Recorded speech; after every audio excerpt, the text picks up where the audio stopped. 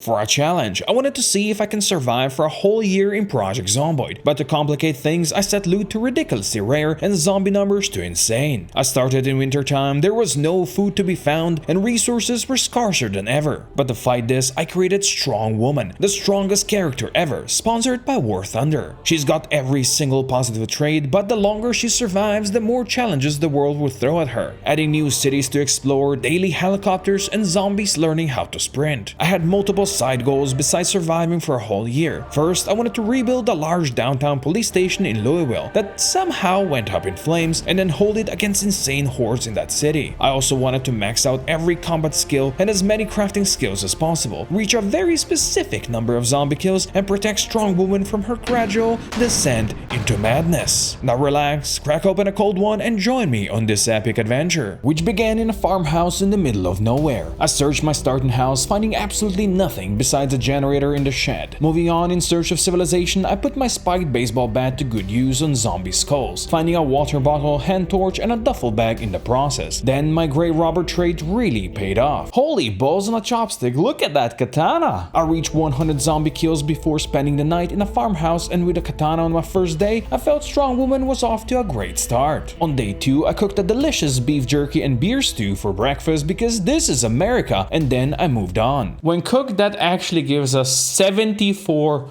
hunger. I found an empty gas can in a gas station and spent the day searching for a working car I could hotwire. Alas, no luck. In the evening, I cleared out the army surplus store where I found a shotgun and some ammo. Day 3 was the first snow day, so I stashed my stuff in the army surplus store and then I went dumpster diving. I discovered the trash containers were a valuable source of fresh food, now that all the hobos began craving brains. I also found a working taxi and drove around to siphon more gas from cars with little luck. I found an antique spear in a barn though, and then I remembered I'm a silly Billy and there was a generator at my spawn house, so I grabbed it and refueled my taxi. On day 4, I decided to leave town. I drove to a gas station and hunting store further north where I put my new spear to good use. Hammer was on top of my list of tools I needed, and luckily I found one in the gas station. I also hit the jackpot in the hunting store. We found a decent amount of ammo in the hunting store. I then drove further east to a general goods store where I found a beautiful fire truck parked outside. I cleared out the area of zombies, reaching over 500 kills, and then I made the store my new home for the next few days. And then he said, "Let there be light." And light there was. On day 5, I went to a Riverside bar, but it was empty. Clearly, the alcoholics had a field day when the apocalypse happened, and they returned for a big fight just outside the bar. As a reward, I got Strong Woman a shiny new car, then I pushed further into Riverside to check a police station. Alas, the armory was empty, but then my grave robber trade came to the rescue again. Insanely lucky, and find a sledgehammer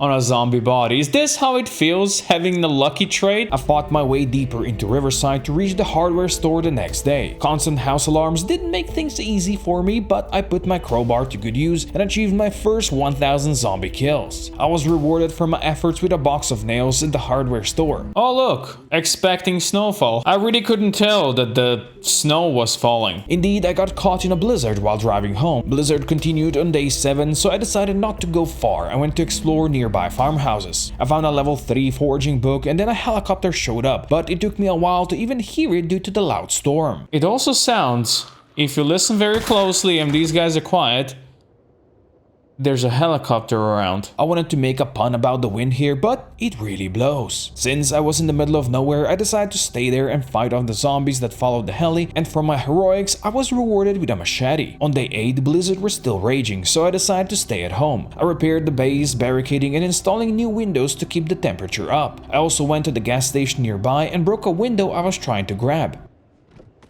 Oh, come on, why did I do that? Taking things easy, I then spent the evening reading the foraging book I found the previous day. The blizzard finally ended overnight, so I went to the industrial area outside Riverside the next day. I found a wrench in a car, then I used a pistol to attract a large crowd of zombies, and once again put my crowbar to good use. I reached 1500 zombie kills and was rewarded with a katana I found on a zombie. I also found a shovel, saw, and 2 boxes of nails in the factory, plus this amazing bag. Packer bag, which which apparently has 65 capacity and 95 weight reduction, which is insane. I returned to the factory on day 10, using a machete this time around to start leveling up my long blade skill. There was one last storage area I wanted to search where I found a sweet antique leather jacket. Then I also found an antique armor rest at the storage units nearby. On day 11, I returned to Riverside proper, which was full of roaming zombies due to constant house alarms. I found a couple of boxes of ammo and some guns in the army surplus store, then I drove to the fire station nearby. There were so many zombies there, my game actually crashed, and when I restarted it, it was 5 AM again. Unfortunate, and we did some time traveling, and there still seems to be plenty of angry zombies to deal with though. But that didn't stop me, so I went to clear the fire station where I actually reached 2,000 zombie kills. I found a wood axe and stole a water dispenser at the storage units nearby, but exhaustion caught up with Strong Woman at this point, so I drove back home. Day 12 was to be my final day in Riverside, so I grabbed a shotgun and started blasting. Put a fence between Strong Woman and a bunch of zombies and life is good. I reached over 2,500 kills before I ran out of shotgun shells, but found another katana on a zombie and decided to use it for the first time, which got me to level 6 in long blade. I then went to the downtown area to loot a bookstore where I found a carpentry level 3 book and 2 more machetes. On day 13, it was time I said goodbyes to the general store, so I packed everything I owned into my fire truck and then I drove towards West Point. I found a jack on the road, which was the last tool I was still missing. Then I arrived outside of West Point in the evening where I spent the night at a farm. On day 14, I continued my journey throughout West Point to reach a gas station on the other side. Unfortunately, my fire truck was totaled in the process by the thousands of rotting dead clogging the roads. I then spent the whole day clearing zombies around my new home, even using a pistol to bait them away. And now we switch to machete and go back into the woods. I reached 3,000 kills and level 7 in long blade, then I sorted everything I brought with me into storage. On day 15, I spent the morning clearing the surrounding area of zombies, reaching level 7 in long blunt. I then built a front door and barricaded the ground level windows of the gas station, and I also added a door to my new bedroom upstairs. The only thing I was missing now was a fireplace, because then I could have slept like a log. I decided to explore a bit on day 16. I went to a factory deeper in town and I found 2 normal axes and antique axe there. Further on, I found 2 more katanas on zombies. And would you look at that? That lady right there is bringing us another katana. I also reached level 6 in maintenance, borrowed a water dispenser, and crossed 4,000 zombie kills. When I returned home, I realized that Zeds have broken my doors and windows again, so I had to fix that. I woke up on day 17 realizing I got the Desensitized perk overnight, which meant Strong Woman finally became a proper killing machine. Appropriately, I then spent the whole day cleansing the trailer park of the undead. I found a magazine that taught me how to build a basement, and I also finally got myself a can opener, which is a big bonus as most of my food was canned, and becoming a vegetarian would just be a huge mistake. I built my new basement the next day, which I could use as a hiding spot when the zombies would be too mean to me. Then I ventured into town, armed with a pistol that I used to pull a lot of zombies out of nearby buildings, and then proceeded to clear the streets, reaching 5,000 kills. Just a nice afternoon stroll. On day 19, I spent the morning searching for parts for my truck, finding a new hood and a windshield. I then pushed further into town than ever before, where I found another katana on a zombie and reached level 8 in blunt. I then spent the evening reading level 3 carpentry book. Once again, I pushed deep into West Point on day 20. I fought the hordes to get access to storage units, which in the end proved to be pretty empty besides a propane tank and this. And here we go!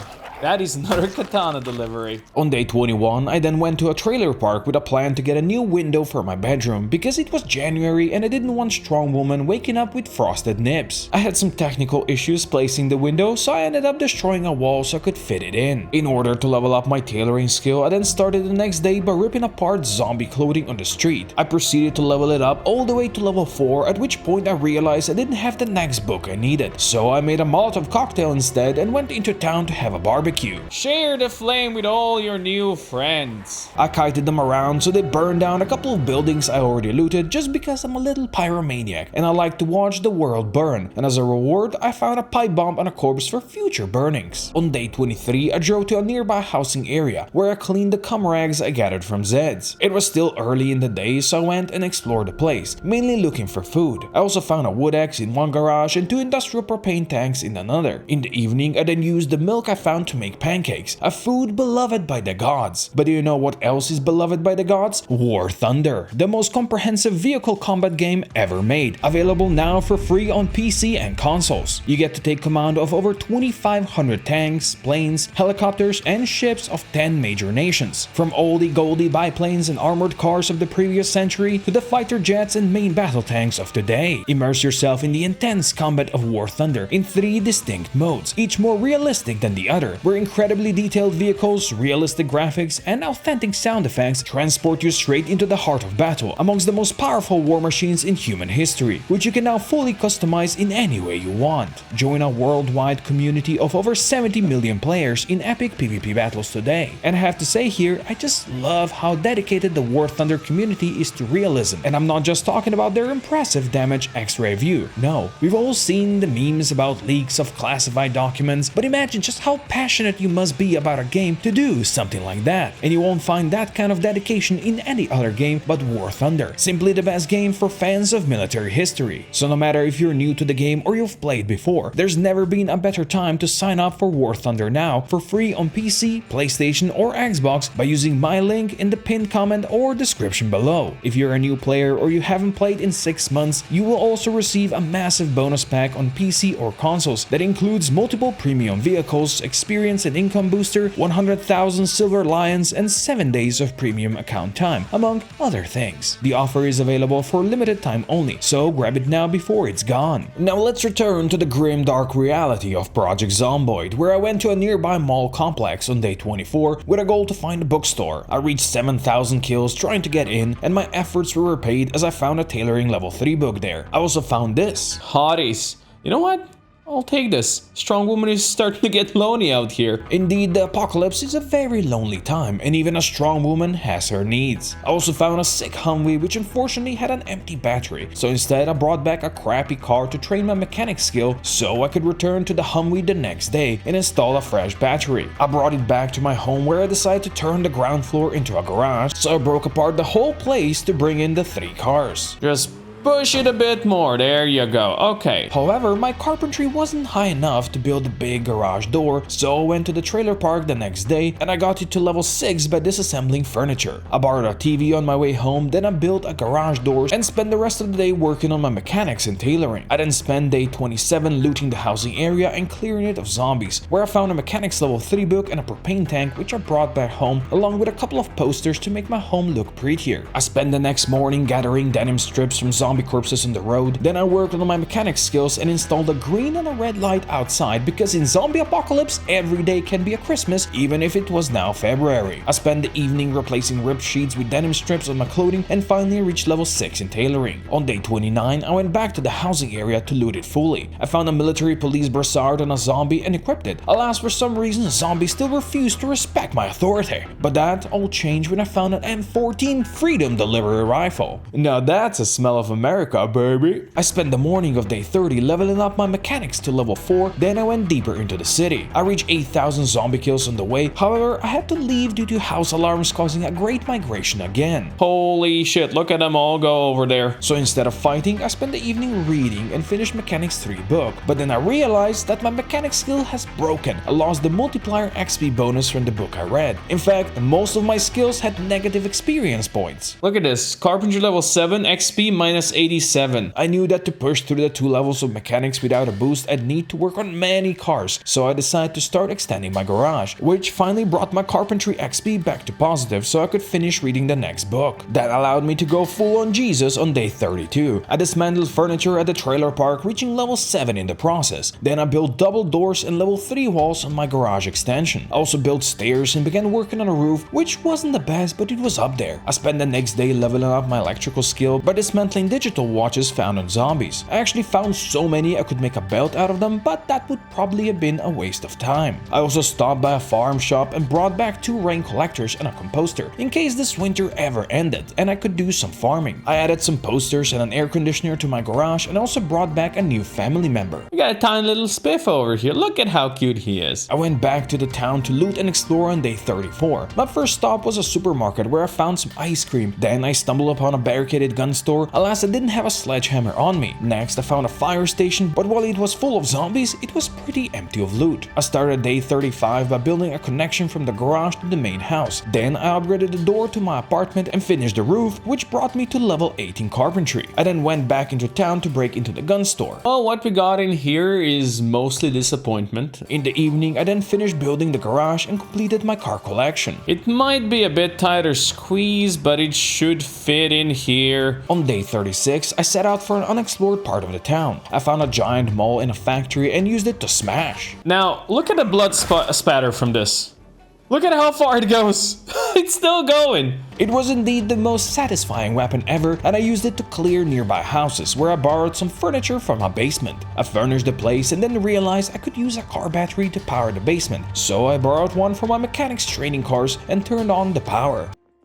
Oh, yes, we got the light. I returned to the housing complex the next day, where I grabbed new flooring and a couch, and by the end of the day, the basement was fully furnished and looking great. I think this looks very nice. You have like your own PC over there, you can watch the TV over here and just chill. On day 38, I grabbed my shotgun and started blasting. I went through the storage facility and then made my way to a housing complex, where I eventually ran out of ammo. These are our last shells, let's spend them wisely. I then switched to my trusty mall and reached 10,000 zombie kills, and with that I decided this was my last day in West Point and it was time to move on to a more dangerous area. Day 39 was a big milestone on my journey. I set out for Louisville in my Humvee, leaving most of my belongings behind. I almost got stuck just before reaching the railroad bridge out of West Point, plus the heavy fog and a large number of zombies made it difficult to continue in my banged up car, so I was forced to eventually abandon it. I made my way to Louis on foot and broke through the fence. I found a couple of generators in the military area, then I got lucky with a working car outside of a farmhouse where I spent the night. Green across the board and it has gasoline. Well, this is beautiful. The next day I set out towards the downtown police station deep in the city, but first I went to retrieve 2 generators I passed the day before. I then drove into the city, passing 6 house alarms, and then I cleared a train station. I was planning to base here before pushing deeper, but since it was still early in the day, I decided to try my luck. Oh yes.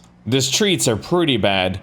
We're gonna have to leave the car here. The horde kept on getting bigger, so I decided to go full pyromaniac and threw a pipe bomb at them. Thousands of them perished in the flames as I kited them around deep into the night, to the point Strong Woman was starting to get tired, but I had a solution for that. Chug them pills, the American way. And those pills carried me until I found a safe haven. I secured my new home the next day, placing multiple sheet ropes and took out the stairs with a sledgehammer. I then stored all of my important things like books, food, and extra weapons in my bedroom. Next, I decided to check out the police station, fighting throughout the whole day to the point Strong Woman became queasy from all the corpses. So let's take things easy. The next day, I tried to gain access to the back of the police station. I spent half of the day clearing the area and fighting off zombies, and even though I was queasy again, I tried to push deep into the station. Alas, the amount of zombies was just overwhelming, to the point where it might be too dangerous to be up here. So I had to tactically retreat back to my safe house. Alas, on day 43, it was no longer safe, as I woke up to find it on fire. I quickly gathered my belongings, but in my panic, I missed some tools and all of my boxes of nails. I don't know how much of this is gonna burn, but this is the perfect time to get out of here. I returned when the fire died down, only to find that everything was gone. Homeless, I continued clearing the back of the police station, dismantling furniture to get the nails I needed, so I could add some sheet ropes, and then I destroyed the stairs. Soon after, I realized that the main police station was full of zombies on fire, and the whole place was up in flames. The horde in here is quite massive, which means my rebuilding process might take a bit longer than I thought. I killed all the roaming fire zombies before they could reach my new temporary home, hoping it would not end like the last. At this point, I needed food badly, so I went to search the nearby houses. But because Strong Woman was clearly a hobo, I actually found most of the useful stuff in the dumpsters. In the afternoon, I checked on the police station just to notice the raging inferno continued to consume it. I then dismantled some furniture for nails and planks and used it to build doors for my new home. Then I set out towards the river mansions on day 45. I borrowed a van at the distillery, then I grabbed a grill at one of the mansions and brought it back home. I continued to dismantle more furniture and added a ladder for easy access, and then I cooked a delicious stir fry on my new grill. And that is also a level up in cooking. You'll love to see it. I again checked on the burned police station the next day. I didn't hold much hope, but was still sad when I learned the armory did not survive the fire. I then continued to follow the fire zombies deeper into the city, as the fire was still spreading and vengeance was on my mind, and only after a week in Louisville, I reached 20,000 kills. When Netflix makes this into a movie eventually, Strong Woman should definitely be played by a deepfake Arnold Schwarzenegger. It was now time I started working on my first major goal. Project Let's Rebuild the Police Station is on. I began by breaking down the burned walls and clearing away the ash. I then headed to the nearby park to chop down trees for building materials, but the main problem I encountered though was a shortage of nails, as I knew I'd need thousands to rebuild the place. So I started the day 48 with a drive to the Amazon warehouse. I was certain a big storage like that would have nails. Alas, I was met by a huge horde of zombies outside of the building and broke a katana, killing them all.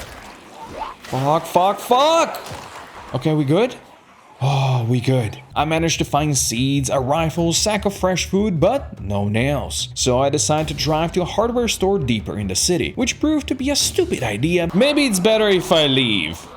It took me the rest of the day to sneak back home through zombie-infested streets with no nails. On day 49, I went to retrieve the car and generators I left behind on day 40. I abused the zombies that were still on fire to burn down a horde that was guarding my car, and a lot of zombies jumped at this last chance for a smoking hot body. I then placed one generator next to my home and the other at a nearby gas station. In the evening, I attempted to cook a stir-fry in the microwave, but I almost set the place on fire. This microwave is clearly bad. Surely putting an iron pan into it had nothing to do with the fire. Nope. Not my fault. The next day, I walked back into the town to reclaim the van I left behind. There were still many zombies on fire, but I slowly dealt with them. And that is a level 9 in Spear now. Then I looted the hardware store and finally found 2 boxes of nails and an extra sledgehammer. Then I brought the van and the juicy booty back home. I rebuilt walls of the police station the next morning, then I chopped down even more trees to get the logs I needed. I finally finished with the last wooden frames for the outer walls around midnight, realizing I used a box and a half out of 2 boxes of nails I found, which meant I still had a big problem that I couldn't quite nail down. On day 52, I placed down white floor tiles, which made it much easier to see inside. I then started leveling up my metalworking skill, and I reached level 2 by the evening. Then I went to search for more propane in the nearby storage area. I went to a library on day 53 to search for level 2 metalworking book I was missing. I got lucky with that one, but not the level 4 tailoring book I've been looking for since West Point. I spent the day 54 fighting zombies in a close community nearby in search of propane. I was actually able to find 2 boxes of nails and 2 sticks of butter, so that was a great haul. No propane, but there's an actual generator on a corpse. Yeah, you're just fucking with me now, game. I also reached electrical level 3 by dismantling digital watches, which was quite time consuming. At this point, I added the blacksmithing mod, so on day 55, I decided to drive to the university library in search of blacksmithing books. But it turned out there were still fire zombies around. This could be a useful way to deal with the hordes, as long as it can keep them away from the actual library.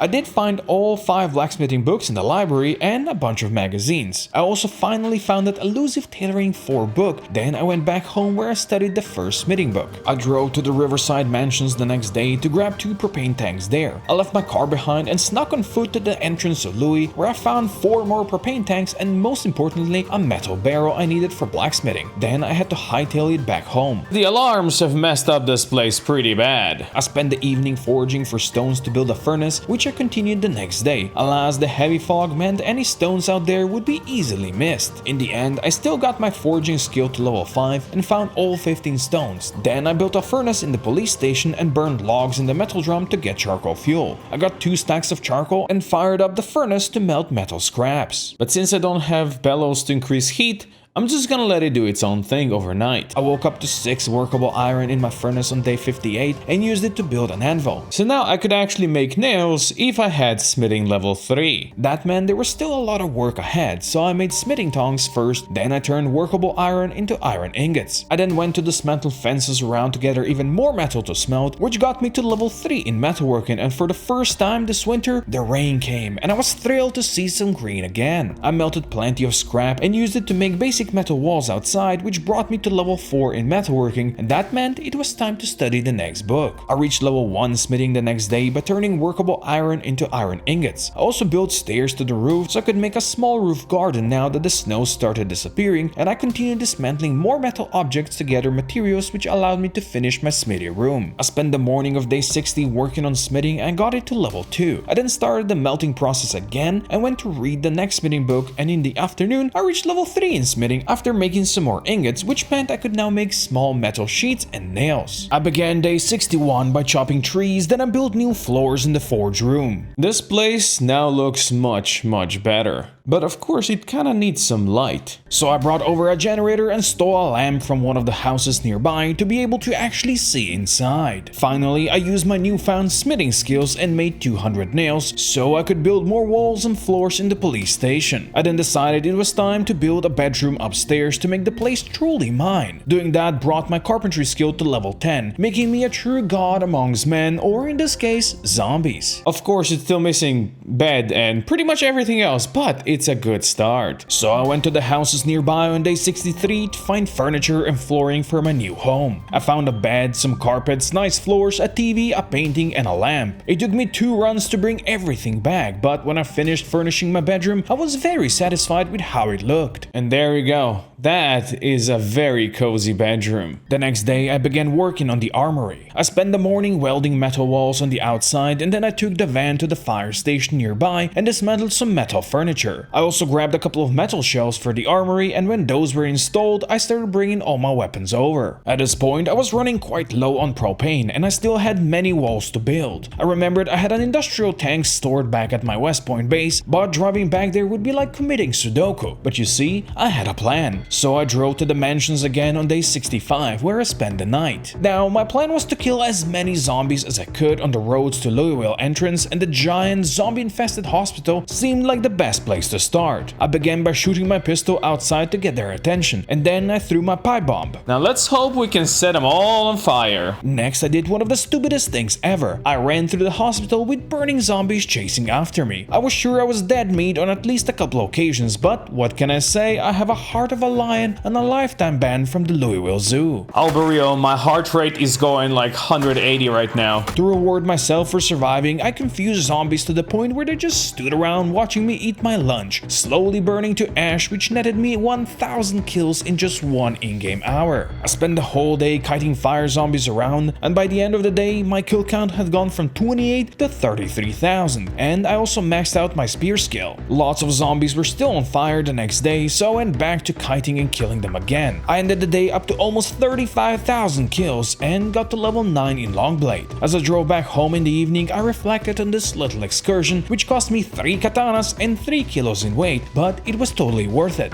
In the end, it was almost 7,000 zombie kills. That made the roads out of Louisville at least a bit clearer, so I decided to drive back to West Point on day 68. I made it to Louisville entrance where I replaced my car's hood. Then it was smooth sailing back to the West Point base. As long as the car doesn't die, we should be all good. I was hit with a pang of nostalgia seeing that place after a whole month again. I collected 1 industrial propane tank and 3 small ones, which made the whole trip well worth it. Then I spent the evening leveling up my tailoring skills. I returned to Louis the next day, and on the way back, this happened.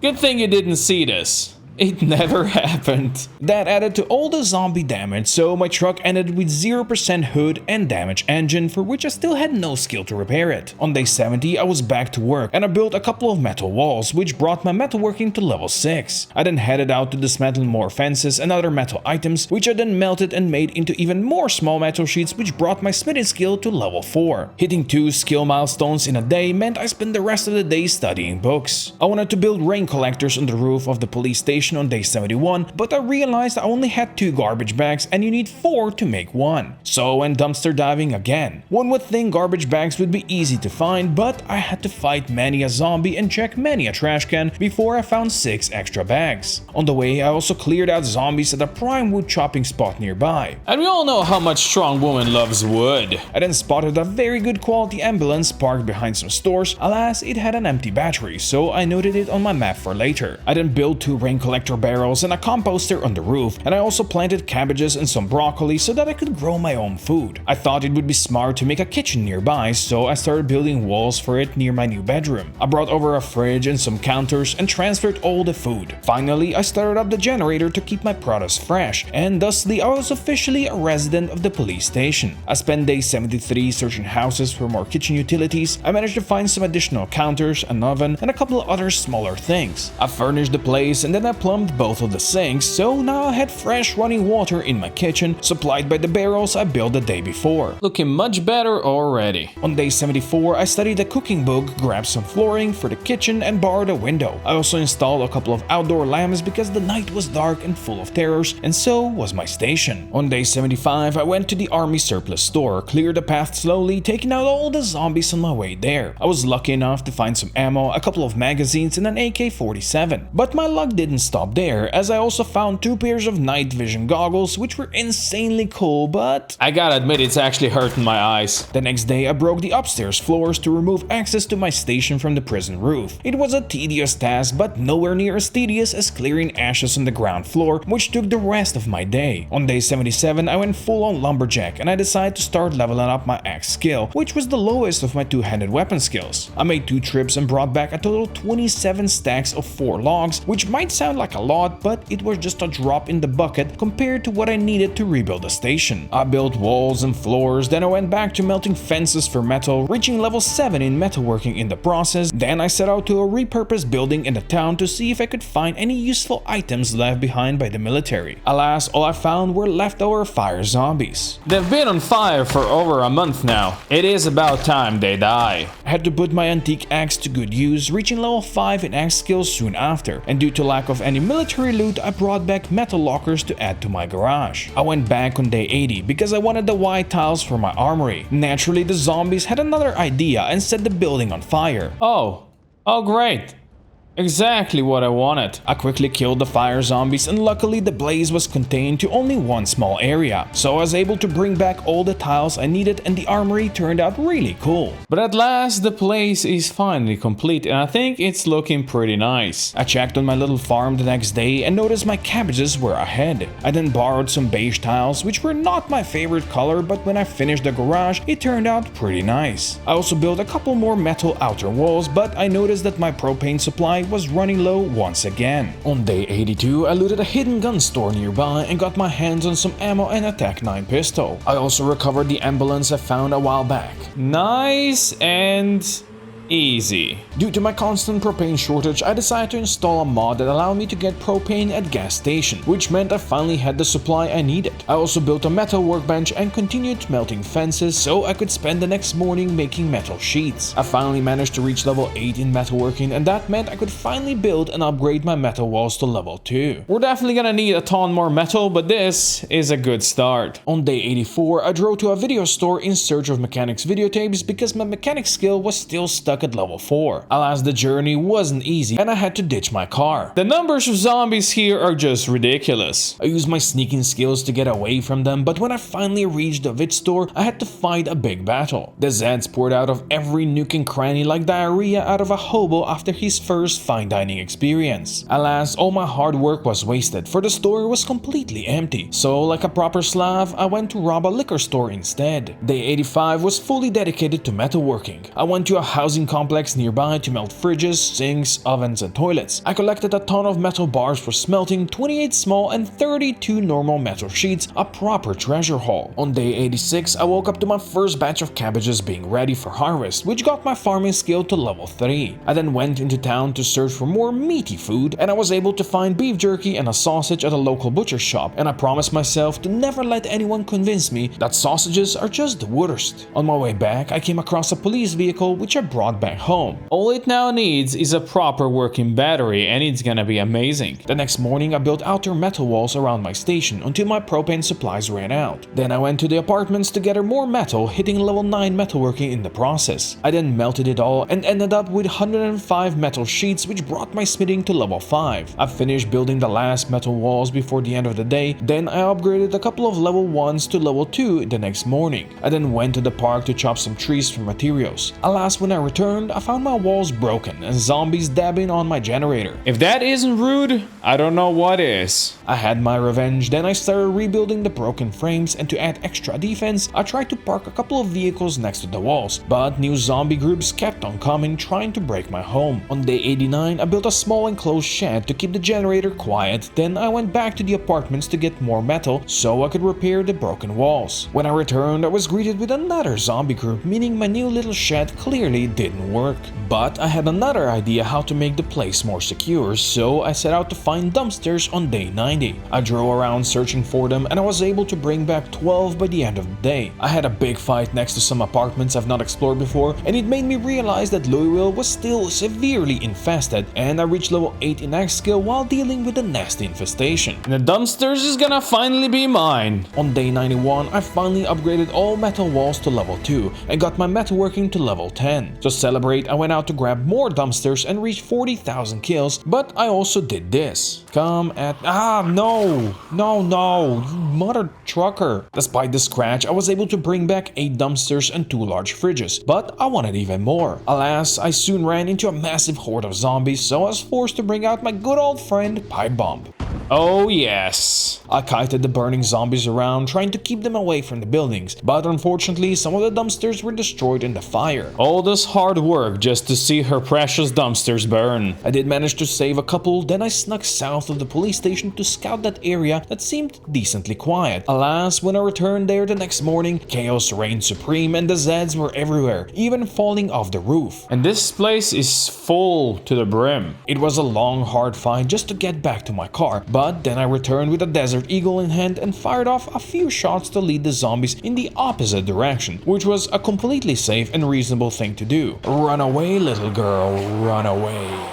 I went back to work in the police station on day 94. I chopped down trees in the park and turned the logs into 180 planks so I could build new floors and add walls for a new workshop area. I then gathered more white tiles to build a corridor that would run straight through my base. I also grabbed a couple more beige tiles to finish the garage and a brown carpet for the workshop area, because who doesn't have a poop-stained carpet in their workshop? On day 96, I broke down all the half-burned walls on the ground floor, then I got my first harvest of broccoli in. I did not use any broccoli in my lunch, but it still got my cooking skill to level 7, which meant I could now use rotten food in my recipes, although I hoped I'd never be that desperate. The next day, I went to grab brown tiles for the learning center I was building, because we all know any education room has to look as bleak as possible. The room is complete. I don't know if I'll ever put the windows in here, because this godforsaken town has no unbroken windows anymore. After building some more walls and floors, I ran out of nails, so I used the remaining iron to make 160 new ones, which allowed me to finish building the walls of my future library. I went back to the crossroads on day 98 to get more wood, and fighting a couple of stragglers there brought my maintenance to level 10. With the logs I gathered there, I finished building the frames and most of the walls of my future library, but then I ran out of nails again. I went back to the apartments to find metal to melt, and on my way back home I found this. This police officer just had a generator randomly on him. It was clear to me that the zombies were also setting up a base nearby, which meant I had to hurry up rebuilding mine. I made a bunch of nails which I used to build the rest of the library walls. Then I went to houses nearby to gather birchwood floors, and my library was starting to look really cozy. I headed towards a zippy market near the distillery on day 100. There was a prime logging ground there and I wanted it free of zombies. I cleared the police blockade on my way, and then it was time to fight. And I gotta let them know I'm here. I almost got myself killed when I fell and scratched my leg, but despite the setback, I was able to fight my way to the market and steal 3 new dumpsters. Back at home, I then placed 2 generators on the roof of the police station, which was enough to provide coverage for the whole place, illuminating the entire building that I still had to rebuild. I gathered and replanted a new batch of cabbage the next morning, which got me to level 4 in farming. Then I drove to the area I cleared the previous day to gather more wood, which allowed me to build floors and walls in my future gym and library. And I can't believe I'm gonna say this, but bottom floor is now fully complete. That meant it was time to rebuild the upper floor as well, and I started with a new kitchen door. Then I spent the entire day destroying every single burned wall upstairs. After a whole afternoon of sledging, the inner walls are all dealt with. I then cleaned up all the ash and trash up there, for which I was rewarded with a zombie break-in. And because these zombies hate me, they decided to break into my new frickin' Gym. Alas, the new freaking gym would not be a new freaking gym without proper equipment. I gotta say, I really love how this turned out. I made 2 trips to the library the next day where I borrowed shelves and books for my own library, which zombies really didn't appreciate, just like the librarians when you drop a wet fart down in the science and history aisle. And that's why I built my own library with blackjack and hookers. Okay, there might not be any hookers left, but this place looks really dope now. On day 105, I drove to the courthouse nearby to borrow chairs, tables, and cabinets from my learning center, because you never know, maybe one day strong women will find weak men to repopulate Earth with a bunch of mediocre children who'll definitely need a place to learn. I refueled and fixed my generator the next day, and then I began working on floors and walls upstairs. I ran out of planks along the way, so I had to get a hold of more wood, which allowed me to finish the last of the outer walls in the evening. I was back to log in the morning, then I stopped at the apartments to dismantle more metal paraphernalia, because I really needed more nails, and with all that spare metal, I was able to craft a lot more. Almost 1400 nails to be exact. On day 108, I made my way back south to the skyscrapers of death. Clearly, my previous attempts to bait the Zeds away were anything but masterful, for the corpses still rained from the sky like they were blessed by Toto. I spent most of the day fighting the giant hordes and breaking a katana in the process, until Strong Woman got sick. Even Strong Woman cannot be around 500 corpses for too long. I washed the stink off of her back at home, which was Strong Woman's first proper bath in weeks. Finally, she no longer smells like a gaming convention. I then built the outline for my future bar, storage, and gaming room. Then I drove back to the lumber area. Alas, my car battery died, so I had to make the long walk home and back again to replace it. I yoinked the hardwood back home, where I built floors for my bar and gaming room the next morning, before realizing I missed a couple of outside walls in the storage area, so I had to fix that. Then I drove to the apartments to borrow cinnamon tiles for the bar. But I think this is gonna look pretty cool. I finished the bar flooring the next day, then I visited the apartments again, this time for the green carpet that fit very nicely into my future gaming room. At this point, Strong Woman was losing weight rapidly and the cabbage farm wasn't helping with that, so I decided to go fishing. I found a safe spot up north, and by the time the fishing abundance reached 0, I had a nice amount of fresh seafood. Meat's back on the menu, boys. I harvested cabbages on day 113, then I went to gather more wood. I finished the flooring in the storage area, then I added walls to the gaming room. I chopped even more wood the next day, for I was now really determined to finish rebuilding my station in the next week. I built a lot of floors for what was to be my grand gallery. Then I decided I had enough of wood chopping, so I drove to town to grab everything I needed to make my gaming room cozy. I brought back gaming machines, soda stands, and shelves for comic books. Then I went PC shopping. The gaming room is looking pretty neat. I wanted to decorate the bar, so I drove down south to the skyscrapers of death, where zombies still reign supreme in the local pub. Strong Woman clearly had some Irish roots, for she fought for the booze like if she had butcher's nails, fueling her brain with red-hot rage. I borrowed all kinds of bar furniture, some more orthodox than the others. Oh man, that statue is gonna fit nicely in here. I fought hard to get the last pieces I needed, but in the end, the bar turned out nicely. By day 117, I have eaten all the fish I've caught previously, so I ventured back to the river. But the fishing abundance there was still at 0, so I fought my way further down the beach until I found a new fishing spot teeming with fish. And now after fishing for most of the day next to a corpse, she has gotten queasy. I reached fishing level 3 in the process, then I was back to wood chopping the next day, and I continued to work on the upstairs flooring until I ran out of wood. On day 119, I broke 3 axes, getting even more logs I needed for the rebuild project, and by the end of the day, it was almost done. It's midnight once again, and only small piece over there is still unfloored. And naturally, I needed more morning wood, which was slightly complicated with the many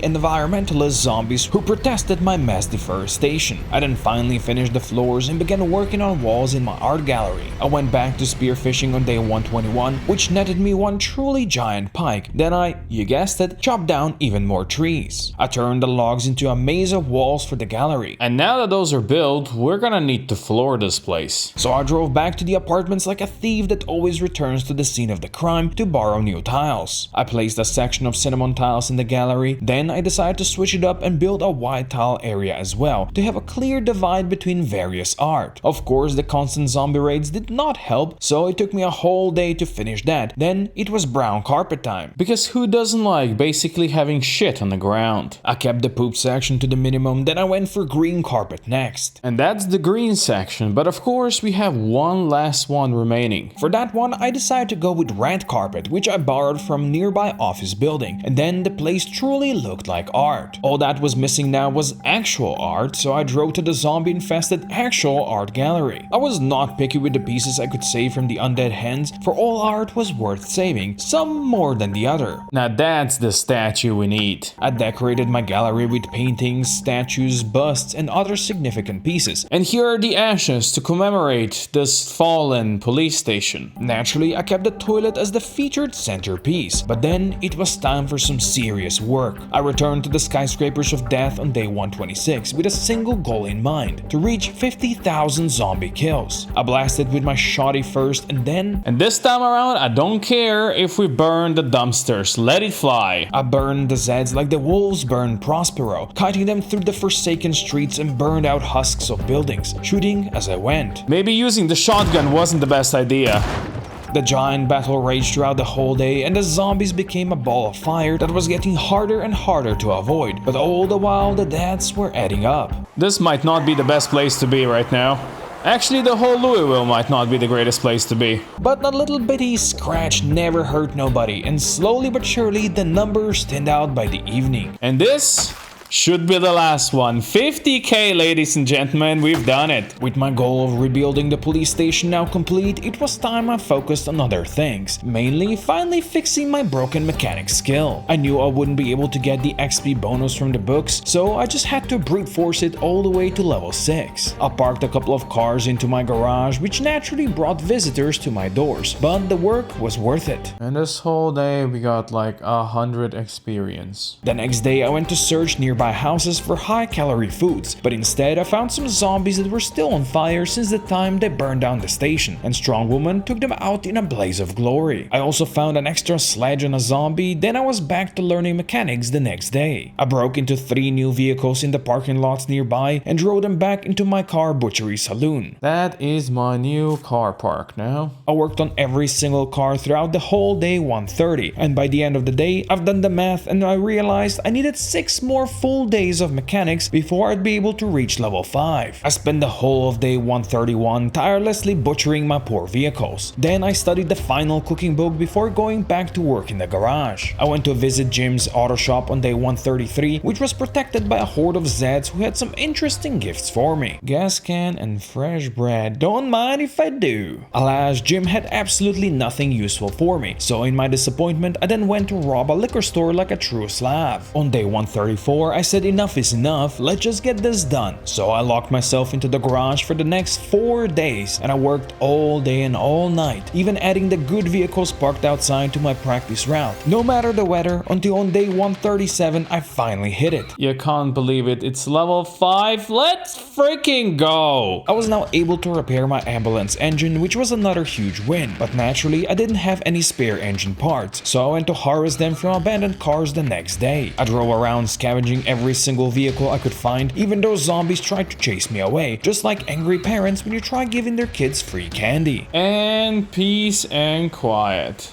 Easy money. I used the parts to fix my ambulance on day 139. 100%, let's go. And we still have 33 spare engine parts. So I patched up the police car as well. I also repaired every part I could to 100% on both vehicles and installed a new battery and windshield on the ambulance. I also refueled them both because I was getting ready to split. You see, after working on the station for months, I needed a change of scenery, so I decided to load up the cars and leave on a new adventure. My ambulance just got a new skin. What the fuck happened there? I spent the whole day filling the trunks with food, weapons, guns, and ammo, and then I was ready to leave on day 141. Now let's try not to die. Alas, not dying was easier said than done when you try to push through a horde of zombies while towing another vehicle. Oh my god. Oh my fucking god. I escaped through the trees trying to ditch the Zeds, but in my hurry I forgot to turn off the ambulance. There's my oh my god. Fine, I will kill you all. Alas, once again, that was easier said than done, but I didn't let a couple of 100 zombies stop me and I rushed into the battle, aggressive like a Russian bald eagle riding a bear. I tried using the trees to my advantage, but it turned out the Zeds had all the advantage there. Oh, that's bad. Oh, that's bad. Oh, look at that. She's fine. I have no idea how Strong Woman managed to survive that, but I did not give in and I did not give up until well into the night. After resting in a nearby house, I decided the time to play was now long gone and it was again time for fire. I evacuated into the forest because we all know trees are not at all flammable, and then all I had to do was wait and watch my kill numbers grow until finally... Goodbye, you fucks.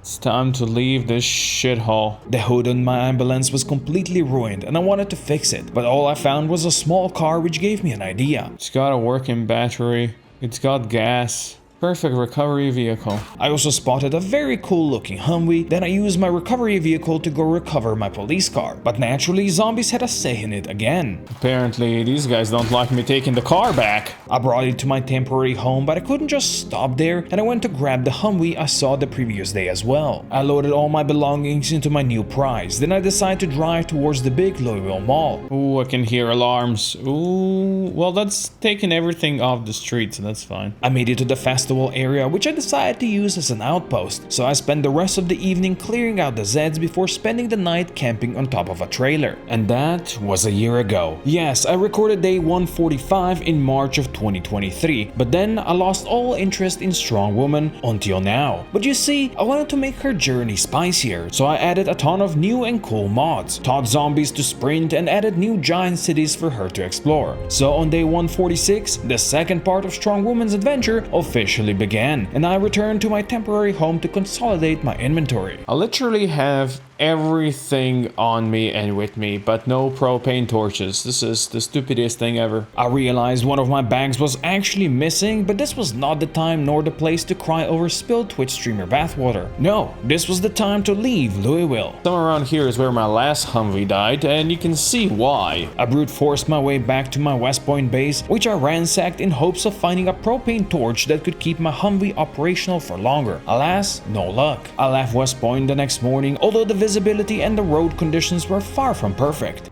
Fuck it, let's just go.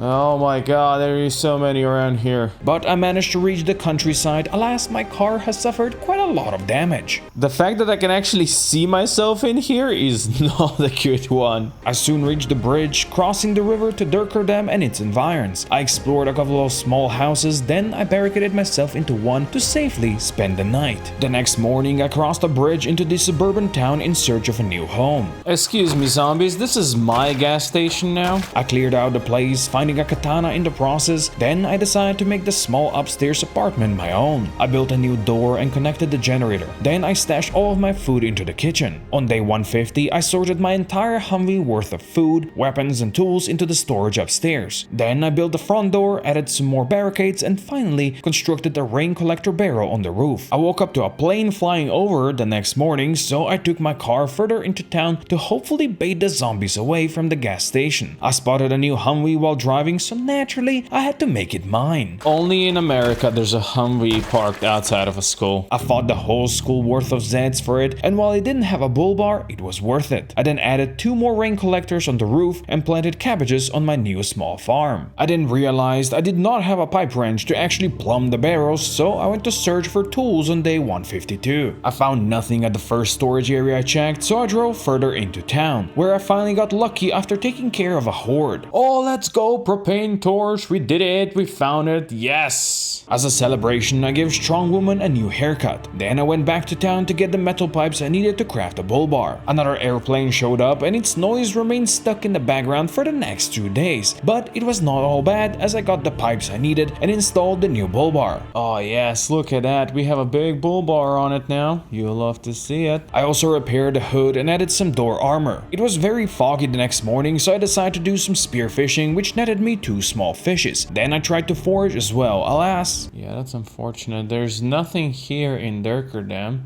so I can't really forage. So while I didn't find anything, I found a lot of Zeds. I still wanted to fix my Humvee, but I needed a scalpel to get new windows, so I drove to the pharmacy in search of that. I also checked the school in case it had infirmary. Alas, finding nothing, I had to push deep into town, where runners ruled supreme. Oh my god, come on. A little laceration couldn't stop strong woman from kicking butts and taking names, but I never found what I was looking for. I stayed at home on day 156, nursing the scratched arm and fixing my torn clothing. I also added new storage and spent the evening fishing. Then I was back to the town center. You guys are gonna ruin my new outfit. We can't have that now, can we? I searched the storage lots, finding a little of use. Then I looted a library and a hardware store. Oh, pipe wrench, let's go. You'll love to see it. That allowed me to then plumb 2 sinks in my house for fresh running water, which was delicious like bottled Nestle water, which of course they make from pristine tears of dehydrated African children. Strong woman woke up feeling chilly the next morning, so I decided to replace the broken windows. I borrowed them from a nearby house and replaced the kitchen windows first, because I needed an extra platform to reach the ones in my bedroom. Alright, that looks much better. I like it. I chopped down a couple of trees on day 159 to barricade my downstairs windows some more. Then I went to the neighbors again to borrow their washing machine. I installed that in my bathroom, then I decided to reinstall the windshield from my secondary Humvee to my main. Of course, I still wanted a scalpel so I could eventually have a good quality windows, but for now I went to dismantle a bunch of metal appliances so I could then craft and install a windshield armor and a roof storage. Oh yes, this bad boy is starting to look pretty dang good. I love it. I decided to do some exploration on day 161, so I drove past the town following the farm roads. I found and explored a small and empty dock building, then I ran across an old abandoned factory. I fought through its dark corridors like a ratman on a cruise, alas finding little of use. I have a simple rule in life. When zombies start falling from the sky, I leave. I chopped down a couple of trees the next morning, which I then used to make 11 box traps, because my cabbages were getting close to harvest, and I knew I could use them as bait. I also spent some time spearfishing, which really paid off. That is some good amount of fish. You'll love to see it. Let's go. But I wanted a safer fishing spot, so I chopped down a couple more trees to build a small fishing shack. A plane flying by attracted a couple of Zeds, but they stood no chance against Strong Woman, who finished her little shack by the evening. There you go. That is a nice little fishing spot. I went back to exploration on day 164 and I drove to the Dirkerdam cargo docks. I explored the area looking for nothing in particular and finding even less. Can we please get one of you stabbed by a scalpel? That'd be nice. Alas, none of them were a victim of nurse, and since most of the warehouses around were pretty empty, I had to return home with only a little bit of zombie loot. I stayed at home the next day practicing first aid, fixing some of my clothing and stealing windows from a neighbor's van, which, let's be real, is not an uncommon activity down here in the South Slavlands. I woke up early on day 166 because I wanted to drive to the mainland to forage. Why does it have to be foggy on the one day that I decide to go foraging? You see, I was looking for stones to rebuild a blacksmith's furnace because I was now running very low on nails after building the fishing shack. While the weather and the Zeds didn't help, I did manage to get all the stones I needed and hit level 6 foraging in the process. I built the furnace the next morning, then I harvested all the cabbages that were now seed bearing, which netted me over 100 cabbage heads. I replanted them all, then I went to dismantle metal shelves to get some scrap metal to melt in the new furnace, and I used the extra sheets to make a silencer. Oh yes, this gun looks so much better now.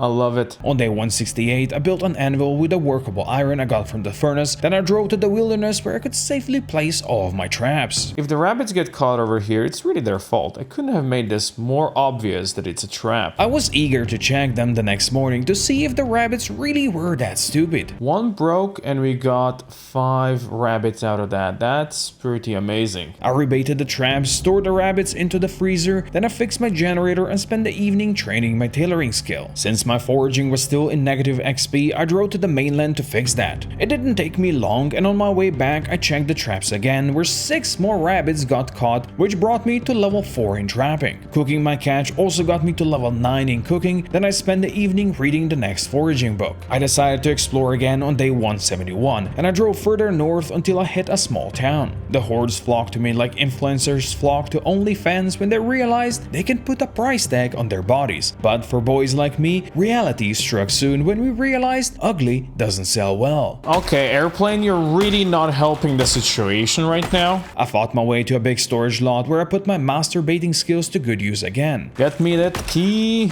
It took me a while to get keys for all 4 sections and explore the whole lot, and I didn't find too many useful items, but still, the day was a success. The death is here and her name is Strong Woman. I took it easy the next day. I practiced first aid, I checked my traps, and I spent a while fishing, which was now much easier using all the various bugs I found while foraging on the mainland. On day 173, I drove back north to the small town to explore some more, and I found a big construction store. Of course, zombies were waiting for me there, ready to pounce like dormant neckbeards, waiting to rouse from their slumber to know life a new MMO. It's me, I'm that dormant neckbeard. Oh yeah, I am become death, destroyer of worlds now. I found some decent loot, but that site was the coolest thing ever, and I happily put it to good use until this happened. Oh come on, a helicopter again?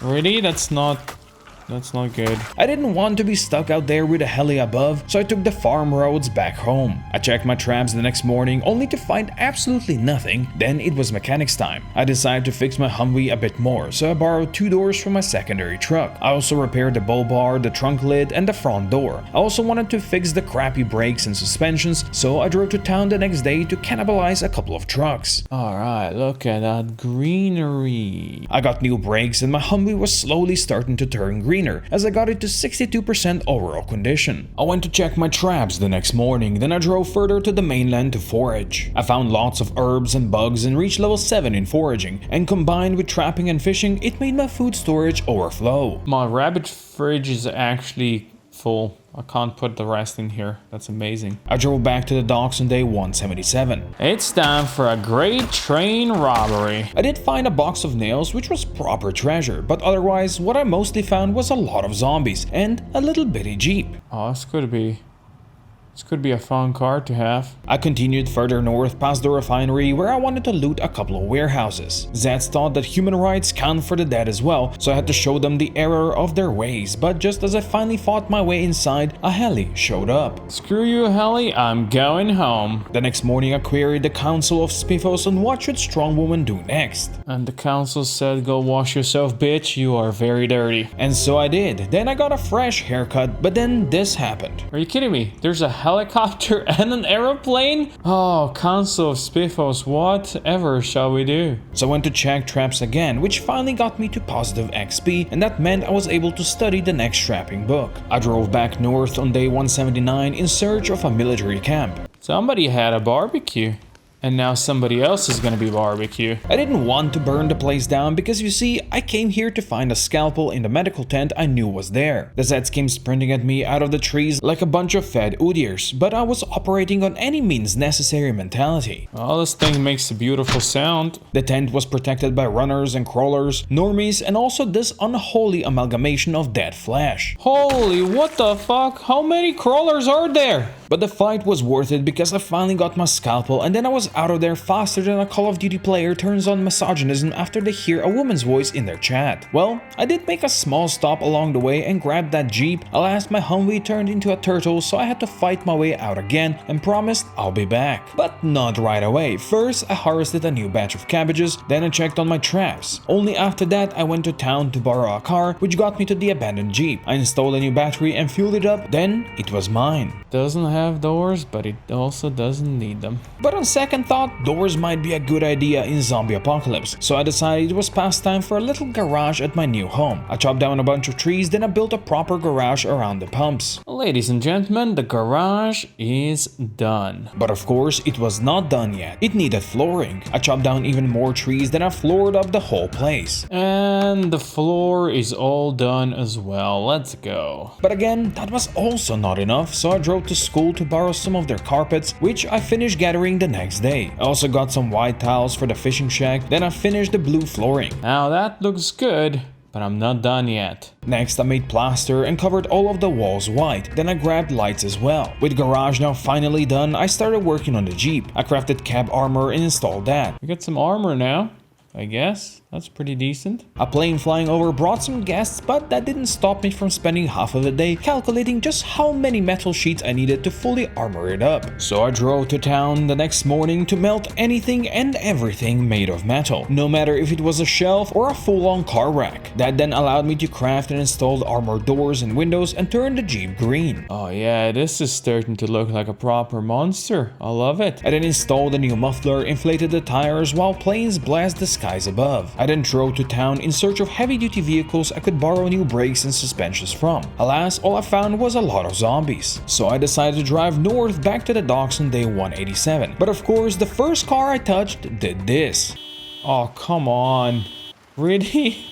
You dick. The Zeds came at me from every direction like USA airstriking Middle Eastern farmers when they smell a whiff of oil. But just as I thought I cleared the parking lot, this happened. Oh, they set their own fucking alarm, you bastards. That triggered reinforcements that I had to defeat before I finally had the chance to cannibalize 2 trucks for their good quality parts. I hit level 6 in first aid the next morning on my way to check my traps. Oh, look at that. That's not a rabbit. Then I went back to work on the Jeep, replacing the old crappy brakes and suspensions with new ones, and I also repaired the tires with duct tape. Yes, that doesn't sound very safe, but this was America in the 90s. It was magical time where shit like that just worked. I also borrowed all of the tires from my spare Humvee to replace the shitty ones on my main. Oh, look how much better this looks now. We got good tires. All we need to fix now is the gas tank. But the gas tank had to wait a little bit longer because I went back to the docks on day 189. I grabbed a couple more spare items, broke into a bunch of cars, and got my hands scratched in the process. Are you fucking kidding me? I then used the scalpel to craft windshield for my Humvee and replace the old one. The next morning I siphoned out all of the gas just so I could uninstall and fix the shitty gas tank. Okay, I think we're finally and decently okay. Then I went for a ride in my Jeep and noticed this. Holy fuck, I didn't even notice. We have a gun in here now. Oh yes, that's awesome. I checked on my traps, then I fixed Jeep's windshield as well. On day 191, I drove to the town to borrow some shelves from my garage so I would have a place to store all of the many spare parts I have accumulated. Alright, this place is looking much better now. I love it. But what was now missing was some cars I could practice mechanics on. So I walked to the town to grab some, but naturally a heli showed up right away. Luckily, I have cleared out most of the town residents in the past, so I was free to borrow all kinds of spare parts from a crash truck and then install them on a slightly less crashed truck that I then brought back home. I also fixed up a minivan whose windows and brakes I borrowed previously, and in no time my garage was complete. Okay, the garage is not as big as the one we had back in Louisville, but it will serve its purpose. But I did not go to work on the cars right away because I got distracted by fresh ripe tomatoes, which got me to level 6 in farming. My freezer was now full, so I drove to the town to find a new one. But I also found this. Ooh, a solar panel part. You know what? We'll take that. Maybe going green was indeed the future, but no one told that to the airplane flying fox that kept on buzzing over my head, attracting all kinds of undead visitors. Hey, leave those doors be. What are you doing? And because screw green, I then chopped down a couple of trees for new traps and studied the next first aid book. I went to place my new traps the next morning and I found an M16 rifle on a random Zed in the middle of the forest. I then drove to the mainland to forage, and even a plane flying over couldn't stop me from reaching level 8. I made sure to get out of the negative XP so I could then study the final foraging book. I grabbed a rabbit out of my traps, then I went fishing using the many bugs I foraged. Well, that was quite a day of fishing. Look at this. Oh my god, that's so much good stuff. I placed down a new freezer to store the fishies, then I drove back to the docks on day 196. Damn, we drifted, boys. You see, I had an itch I needed to scratch, and that was looting that warehouse that a heli scared me away from last time. So I fought the many zombies there using my axe like it was a natural extension of my arm, because everyone knows grafting on extra limbs is good for you. I then finally searched the place, finding a lot of good booty. Industrial propane tanks, double? Damn. I found a gym next doors where I tried and failed to pick up balls for strong woman. Not that she needed balls, because she's got balls more than any man. I fought my way across the bridge where I looted another set of warehouses until my bags were full. A new Spiffo joined the council the next morning. And the council gets a rifle. Then I harvested and replanted cabbages, checked on my traps, and stole a sofa from the neighbors. Then I spent the evening training mechanics in my garage. I wanted to train tailoring as well, so I drove to the town to gather some comregs from the friendly neighboring Zeds. I also hit level 10 in axe, which was another milestone on my journey to max out all of my combat skills. Short blunt and blade remained now, with short blade being by far the lowest and my least favorite skill of them all. Let's get this thing going. See how well we can do with this one. But I tried and I stabbed a bunch of zombies repeatedly, although if the police asks anything, it was their fault. I then practiced tailoring in the evening and hit level 7 in the process. I also reached level 5 trapping the next morning, then I was back to stabbing, or in this case, slashing with a handy hand sight. Not that strong woman was offering handies to anyone, even though she was stripping everybody on the street. Okay, I see you. The extra ranks allowed me to train tailoring again in the evening. Then I wanted to check if machete counted as short blade now, since with the simple weapons overhaul mod I could now attach it to a belt. Come here, my test subjects, let's do this, let's try it out. Alas, it didn't, and neither did the garden shears, which was a bummer, but then I got very lucky while exploring a random house. Ooh, I can make meat cleavers. Oh, that is actually very lucky. I read the magazine, but when I tried to make the cleaver, I realized it was all a lie, and the cleaver was not on the smithing list. So instead I went back to tailoring, reaching level 8 in the evening. I removed all the leather patches from my clothing on day 201 and replaced them with new ones for better protection. Whatever this protection actually is right now. I then studied the final tailoring book, then I trained until my thread ran out. So it was hindsight time again the next morning, just so I could rip the Zeds apart. But I got a tiny bit overzealous with my car horn, and suddenly I was besieged from all sides, like if I desecrated a UNESCO heritage site. I have stirred the hornet's nest with this. But the zombies couldn't stop me. In fact, the only thing that could stop me was the fact I gathered over 200 thread. I remembered I still needed door armor on my Humvee, so I drove back to the town to dismantle a bunch of car wrecks, which gave me all the materials I needed. I then crafted the door armor and installed it. Alright, look at that, it's all pretty green, 75% overall condition now. Then it was time to focus on tailoring again, and I hit level 9 in the evening. I went to check on my trams the next morning, then I cooked a delicious meal. When did I reach cooking level 10? I don't remember reaching cooking level 10. With that mystery unsolved, I then continued working on tailoring until Strong Woman got bored, so it was adventure time again on day 205. I drove back north to the military base and put my handy scythe to good use. Get sighted. Oh, short blade, let's go. I came at them in a true Slav fashion, a scythe in one hand and a bottle of vodka in the other, which meant all I needed now was a red hat, but instead I found this. Let's see what the military hid out here. Obsidian blade? Oh, let's go. I spent the day exploring and fighting and looting, and I found a decent amount of weapons and ammo. Back at home I placed down new crates so I could store all the military loot. Then I went back to training tailoring, which I finally got to level 10. That allowed me to re-add padding to all of my clothing for better protection. Then I decided to train mechanics again, after checking on my traps and practicing first aid. I spent most of the day in my garage slowly taking apart the 2 practice vehicles, which got me almost no XP. I fixed my generator the next morning, reaching level 4 in electrical skill in the process. Then I wanted to test how much XP I'd get from working on my spare Humvee, and the answer was still not much. A heli flying above dropped a loot box for me, so clearly it was flown by a high executive from Blizzard, which was 100% confirmed when I opened it. Did you drop an empty shipment? Oh, that's a cruel joke, buddy. I decided to do some exploration again on day 209, so I drove further north than ever before. I stopped at a big rail yard which had many nooks and crannies to explore. Okay.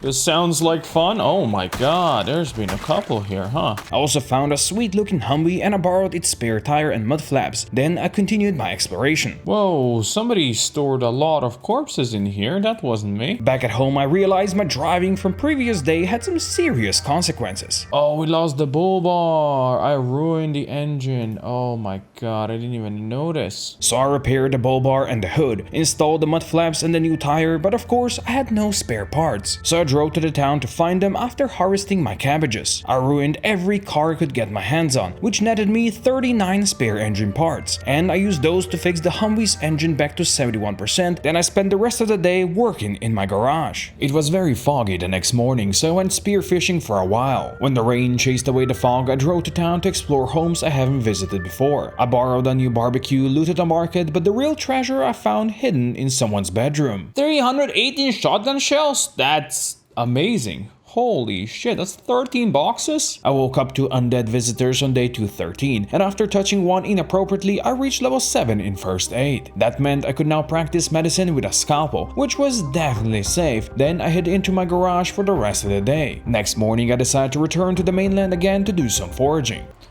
Who put that tree there? Come on! I swear my driving skills are great when I actually look at the screen, but that aside, the day was a success as I hit level 9 foraging in a deep forest. I also hit a couple of Zeds, but by then my backpack was looking nice and full of bugs, so I had to put them to good use in the evening. But I craved adventure, so I drove back north on day 215. I decided to see how deep into the city proper I could get. Alas, alarms and bad road conditions caused a bit of an issue. Please.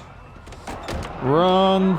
Run. But in immortal words of Bob Marley, he who fights and runs away lives to fight another day. Looks like Strong Woman is back to her old self. Just killing a million zombies at a time. And indeed, there was at least a million on that parking lot, so I was glad I brought a katana with me. But not even my ninja-like skills could save my car. Look at my car. Oh no. I masterfully baited as many car lovers as I could, but if I know one thing about car lovers, I know they always overcompensate for the lack of packaging in their pants. Do you guys really like my truck? I would like it back though. I decided to spend the night camping on a roof so I could get back to wholesale slaughter the next morning. Oh, see you there, boys. Did you just take my hat? But the parking lot of death attracted more closeted weirdos than your casual furry convention, although Strong Woman wasn't ready to start leashing the Zeds quite yet. How's my car? Guys, are you taking good care of it? You take good care of it. I stabbed them, I slashed them, and I blasted them, all the while wishing I had a Molotov on me. But not even corpse sickness could stop Strong Woman. Ladies and gentlemen, I finally got it. I decided to stick around and explore for a while. Alas, the storage lots I wanted to loot had a slight problem. So you can open this, but you can't go inside. The next day, I searched the nearby warehouses, finding mostly zombies, but those at least provided some short blade training. You guys don't stand a chance against Strong Woman and her mighty pocket knife. I spotted a gardener zombie just as I was planning to leave, so I had to move with some purpose to relieve him of that scythe. Then I finally pushed my way to freedom. I stopped to explore another storage area on my way home. Alas, I found little of use. I harvested fresh tomatoes the next morning, then I went to check on my traps. Since my farming skill was still stuck in negative XP and lagging behind the other skills, I decided to plant all the many cabbage seeds I had. Now, this was not a farm meant to generate food for me, only to generate XP, and while Strong Woman got very tired digging it up, it was worth it. That is a job well done. Let's go. I went to explore again on day 219, but I found little of interest besides what seemed to be an abandoned survivor compound, where zombies now ruled supreme. What are you doing? Look at them.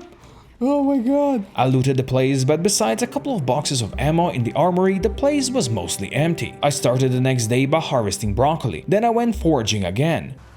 Whoa, okay, calm down. Not even rain and fog could stop Strong Woman from hitting level 10, and I even found a whole squirrel in the process. I left with my bags full, stopping at a farmhouse along the way, where I found this treasure. Oh, that's another obsidian blade. Let's freaking go. I spent the day 221 in the garage, but I quickly realized I needed more cars to efficiently practice, so I used my Humvee to bring back 3 of the vehicles whose engines I broke in the past. Yeah, I think that should do. That should be the extra we need. But of course, I couldn't just work on them outside, exposed to the elements and the Zeds, so I decided to build yet another garage. I borrowed door hinges at the neighbors, built a door connection to the station, then I went to chop wood to build walls. I celebrated my new plans with a fresh haircut, then I chopped more wood, built more doors, and added a roof. And the roof is done. Let's go. Of course, I wanted to also plaster the walls. Alas, a plane flying above interrupted this joyous occasion, and I had to deal with the zombies trying to trample my cabbages. But then the new garage was done. And with that, I decided to just push through to the next level of mechanics. So the next 5 days I spent working in the garage. I woke up early in the morning and I worked till the evening, barely taking a break to harvest fresh cabbages. Then I was straight back to the garage. Boredom was my constant companion, and food was my only solace. But then, after almost 200 days since my mechanics XP broke, I finally done it. Oh, ladies and gentlemen, it's finally there. Mechanics level 6. I can't believe it. We've actually finally done it. Let's go. After being stuck inside for so long, I craved adventure, so I drove north on day 229. I explored a warehouse full of useful tools, then I partied with the Zeds at the gas station. Fresh burrito? Don't mind if I do. Let's go. Naturally, a plane showed up, attracting the whole neighborhood, so I had to bail. The next morning, I drove to the docks to ruin some cars. Oh boy. We're good. We're good, nothing happened, slight damage, yeah, that's fine. But as Albert Einstein said, what doesn't kill you makes you an atomic bomb. I ripped out all of the engine parts I could from the vehicles at the parking lot until I hit 69. Using that, I then repaired my Jeep's engine to 100%, and also my Humvee back at home, although Strong Woman was feeling the heat. Jesus, it's 38 degrees outside? Damn. But the heat was exactly what I wanted, for my giant cabbage farm was now fully grown. Harvesting half of the field got me from level 6 to level 8 in farming, allowing me to then study the final book. I actually hit level 9 after harvesting what was left, leaving hundreds of cabbage heads to rot on the ground. 2,565 cabbage seeds. Look at that, that's 51 cabbage seeds packets. I woke up to a visitor the next morning, but since he brought heavy rain with him, I decided to stay inside and read the next electrical book. Then I worked on my mechanics skill again. The rain was falling so hard, Strong Woman was actually feeling chilly outside, but I still wanted to get some work done, so I drove to the town to rob a school. I used the tiles I borrowed to finish the roof on my garage. Then I went to check on my traps. Oh, one trap remains only, huh? I then looted 2 nearby houses I haven't searched before. Then I spent the evening in my shack, hitting level 4 in fishing while filling my pack completely. But that one last trap didn't let me sleep, so I went on a deforestation spree on day 235. I crafted 19 traps and drove back to the forest. This is no longer trapping, this is now industry. But the industry did not pay off, because I only caught 2 rabbits by the next morning. Disappointed, I then drove back to the town to search more of the houses I ignored previously, dismantling electrical appliances and stabbing the rotting neighbors in the process. Fluffyfoot the bunny, oh, we need that. And so Fluffyfoot the bunny joined the Council of Spiffos. I then ran back into the forest. Alright, now that's quite a few more traps. Indeed, I caught 10 rabbits, and I've committed this murder and mayhem of Fluffyfoot's brothers all in the name of progress. Although progress to the next trapping level remained slow. I then went to fish in hopes to get that skill out of negative XP, which I managed to do after catching a bunch of fish and some shoes. So all that remained was for me to sit down and study the next fishing book. The next morning, I finally got out of negative XP in first aid, which meant I could now finish the final book. I then harvested and replanted my roof cabbages. Then I went to check on the traps. You are not a rabbit? Oh, we have a lot of non-rabbits here now, huh? Oh, they ate all my rabbits. I also crafted a bunch of metal plates from the extra iron I had. Then I was back to exploration, and I decided to check what's on the other side of the river. Mostly, there were a lot of zombies who naturally congregated around a bar where I assumed the majority of them spent most of their free time while they were still alive. I then explored the neighboring households until a heli showed up. Whoa, he's shooting? Is he shooting at me? Ah, fuck. Oh, no, none of that. No shooting! I ran from my car, but I was annoyed I didn't explore everything, so I returned the next morning. I went through the remaining Zeds like a tornado through a meth lab, trying to make my way into a Riverside shop. Alas, I couldn't get in without being eaten by Zeds, so I decided to explore further south instead. What did you grow in here, I wonder? I mostly found zombies, but one of them had a special gift for me. Another spiffo for the council, let's go. It was now September, and it was starting to get colder, which meant Strong Woman needed to put on some pants.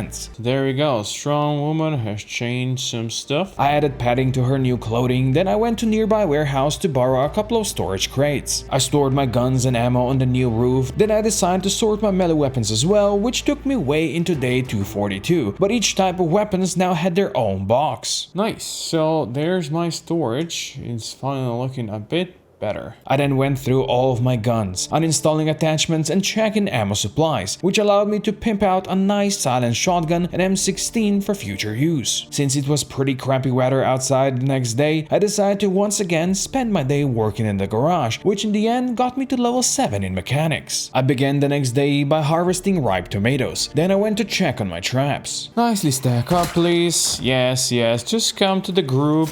Come, hug everybody. I scared off the invasive forest Zeds, then I went home to touch a corpse inappropriately under the watchful gaze of the fluffers. All hail Fluffyfoot, the master of cabbage. Then I finished the day by fishing well into the night. On day 245, I drove back north to the docks. I broke into a warehouse and spent most of the day looting and fighting zombies, then looting and fighting some more. Ooh, alarm? Ooh, that could be a problem. That could be a problem. Instead of making it my problem, I decided to return home, where I could practice first aid next to Fluffy Food in peace. Then I fixed a baseball bat. I look very cool with this aluminum baseball bat now. Hurrah! Hurrah! I then went back into the garage until I got bored in the evening. Fluffy Food told me about a survivor encampment I should go visit, so I drove way north next. Ooh, shit. We good. We good. It took me a while to get there and I could hear the cold bodies banging inside, so I baited them out. Let's ring the dinner bell, shall we? Alas, I did not quite appreciate just how many guests would be arriving for dinner, and since Strong Woman was to be on the plate, she had to pump her right hand something fierce to satisfy all of the potential customers, allowing me to finally begin exploring. What do we have upstairs? Oh shit, that's a trap! I searched most of the makeshift buildings, finding little of use, so in spite, I decided to ruin their vehicles. Okay, fine, I'm leaving. Let's get the fuck out of here. The next morning, I harvested some fresh broccoli. Then I hit level 9 in first aid while trying to reach my zombie-infested traps. Why is there so many zombies in the trees? Excuse me. But not even the rod fiends could stop me from hitting level 6 in trapping, meaning that the Fluffy Bunny sacrificial ring got new friends. I harvested carrots on day 249, then I repaired my generator again. After that, I drove to town for no other reason than to stab a bunch of Zeds who were clogging the roads. Alas, I got slightly overzealous. Alright, let's get... Bastards. Oh, there's a bunch of runners. There's a lot of runners, fuck off. I might have been a tad too enthusiastic when I tried attracting the hordes, but you can't blame Strong Woman for her enthusiasm in stabbing people on the streets. She is American after all. Okay, more runners. What the fuck? Where are you all coming from? Alas, not even the runners could stop her from reaching level 7 in short blade after dispatching hundreds of Zeds in neat little death piles. I went back to town to stab more Zeds the next morning, but my real goal was exploration. Now let's see what we got in here. Oh, beginner's electronics kit. I needed one of those. Let's go. I found fresh meat, sweets, and burritos. Then I went back home to play around with my new electronics kit. It gave me decent XP, but I was lacking electrical wires to practice more. So after I checked on my completely empty traps, I went through the houses in the neighborhood to destroy their TVs and other electrical appliances. While I got a decent amount of materials, I got only a little wire, which got me roughly half of the way to the next level. Then it was mechanics time again, so I spent most of day 252 in the garage until Strong Woman got bored. Then I went back to fishing in the heavy rain. The next morning's trapping was quite successful, which meant that Fluffy Food's circle grew once again. I then drove back to town to dismantle more TVs and stab more Zeds. Oh, hello, friend. You fucking scared me. That got me 7 electrical wires, which I then used to practice with my kit. I also studied first aid, then I ran into the forest. Not a single rabbit. What is Fluffy Food gonna say? Fluffy Food demanded sacrifice and Strong Woman could just ignore his voice in her head, so she drove to the town to stab more Zeds and sacrifice them on Fluffy Food's bloody altar. I fought them on the road and I fought them on the fields. I fought them on the bridge and I fought them while planes flew above like the giant dildos they were, laughing down at me. The airplane is not making things easier for me. But I held that bridge like a Gandalf with a vagina, yelling, "You shall not pass," at the Walking Dead. The bridge is on fire. We don't need no bridge, let the motherfucker burn. But the horde never stopped coming, and when another heli showed up, I peaced out. I started day 255 with first aid practice, then I harvested rooftop cabbage. I also washed off the blood and filth of the previous day's slaughter, so I could then peacefully work in the garage, which got me to level 8 in mechanics. That allowed me to then study the final mechanics book the next morning. Then I went to check on my traps. What are you guys doing on my bridge? Where'd you come from? This is not allowed. Naturally, there were more of them hiding in the woods, but at least this time around they didn't eat my rabbits. With Fluffy Food's second circle of hell now complete, I actually reached level 10 in first aid. Then I cooked a true American salad. Just look at these calories.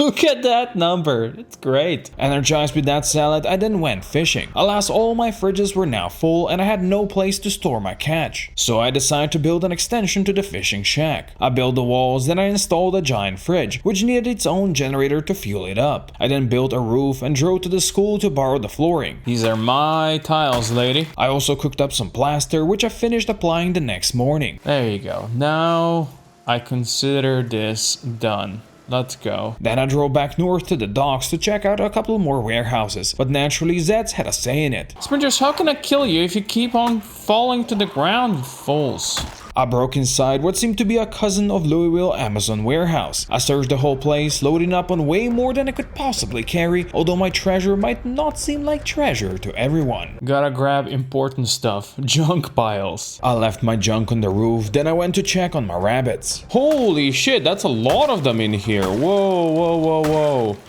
Where the fuck did you all come from? The woods were truly getting dangerous now, so I went to steal TVs from my neighbors instead. I used the wire to practice with my kid the next morning, which got me to level 5 in electrical. I then drove north to meet the T-boys. Clearly the British has invaded this place. They have been hoarding all the tires in Kentucky, but Strong Woman couldn't allow the Brits to invade America once again, and just like at the Tea Party in Boston, she threw them back into the sea. Where were you all hiding before? I then explored the giant storage area until my backpack was full, finding an antique katana in the process. It seemed like all the corpses scared the rabbits away, so instead of making Fluffyfoot happy, I went to work in the garage until the evening. The next morning, I painted some warning messages for the zombies. You come here, you're gone. Then I painted my fishing shack green, and since I was now almost out of negative XP for trapping, I decided to craft a bunch of new traps again. It was starting to get cold, rainy and miserable in the forest, but with a fresh catch I was now finally out of negative XP. Oh yes, the industry returns. Back at home I then studied the next trapping book, and since I haven't fished in a while, I decided to do that until a plane interrupted me. Excuse me.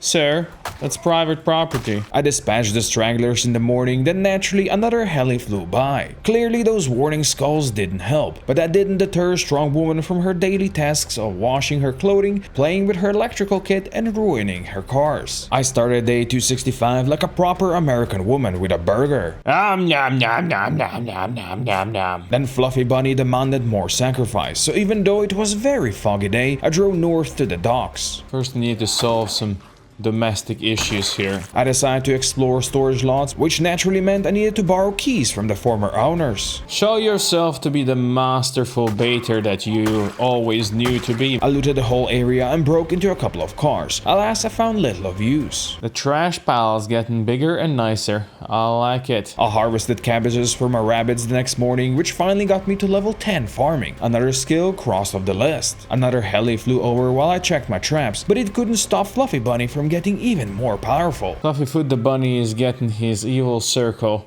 quite eviled out now. I then went fishing until the fishing abundance reached 0. Then I practiced electrical again in the morning. I then drove to the town to clear the roads again. It's time for some good old Fluffyfoot mandated murder. And what Fluffyfoot demands, that's what Fluffyfoot gets. And what he got was a lot of blood harvested by my faithful hand scythe, which harvested the souls of the damned until it could harvest no more. Joke's on you, zombies. I got more hand scythes. Maybe if Big Pharma spent a fraction of money they spend on bribing US officials on actually developing a zombie cure, Strong Woman wouldn't be in this mess. But here she was, and the road wasn't going to clear itself. Starting to look better, this road. With the streets now clearer, I decided to drive far north again.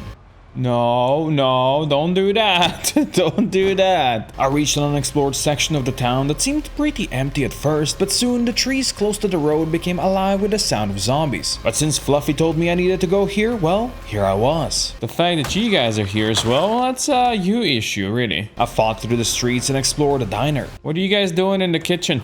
Excuse me. Kitchen is a nod for unemployed people? Then I stormed through what used to be a furniture store, but nowadays they were selling walking corpses. Since the drive was long, I decided to stick around for a while longer, looking at the council's spiffos to provide me with guidance. But I didn't really need guidance. All I needed was my hand scythe, which reaped over 1,000 souls at this point, and there were a lot more souls to reap, as I explored a gas station and a gigamart nearby. Hello, my friends. Have you come here grocery shopping as well? And since the shopping dead never rests, there was always more to reap, but if Strong Woman were to rebuild society, she needed to sow as well. I'm gonna steal all of your plant containers. Hell yeah. Somewhere along those zombie-infested back streets where the boys came from, I hit level 8 in Short Blade before looting a camping supply store. The next morning, it was cinema time. Guys, is Dune on? I want to see the second Dune, please.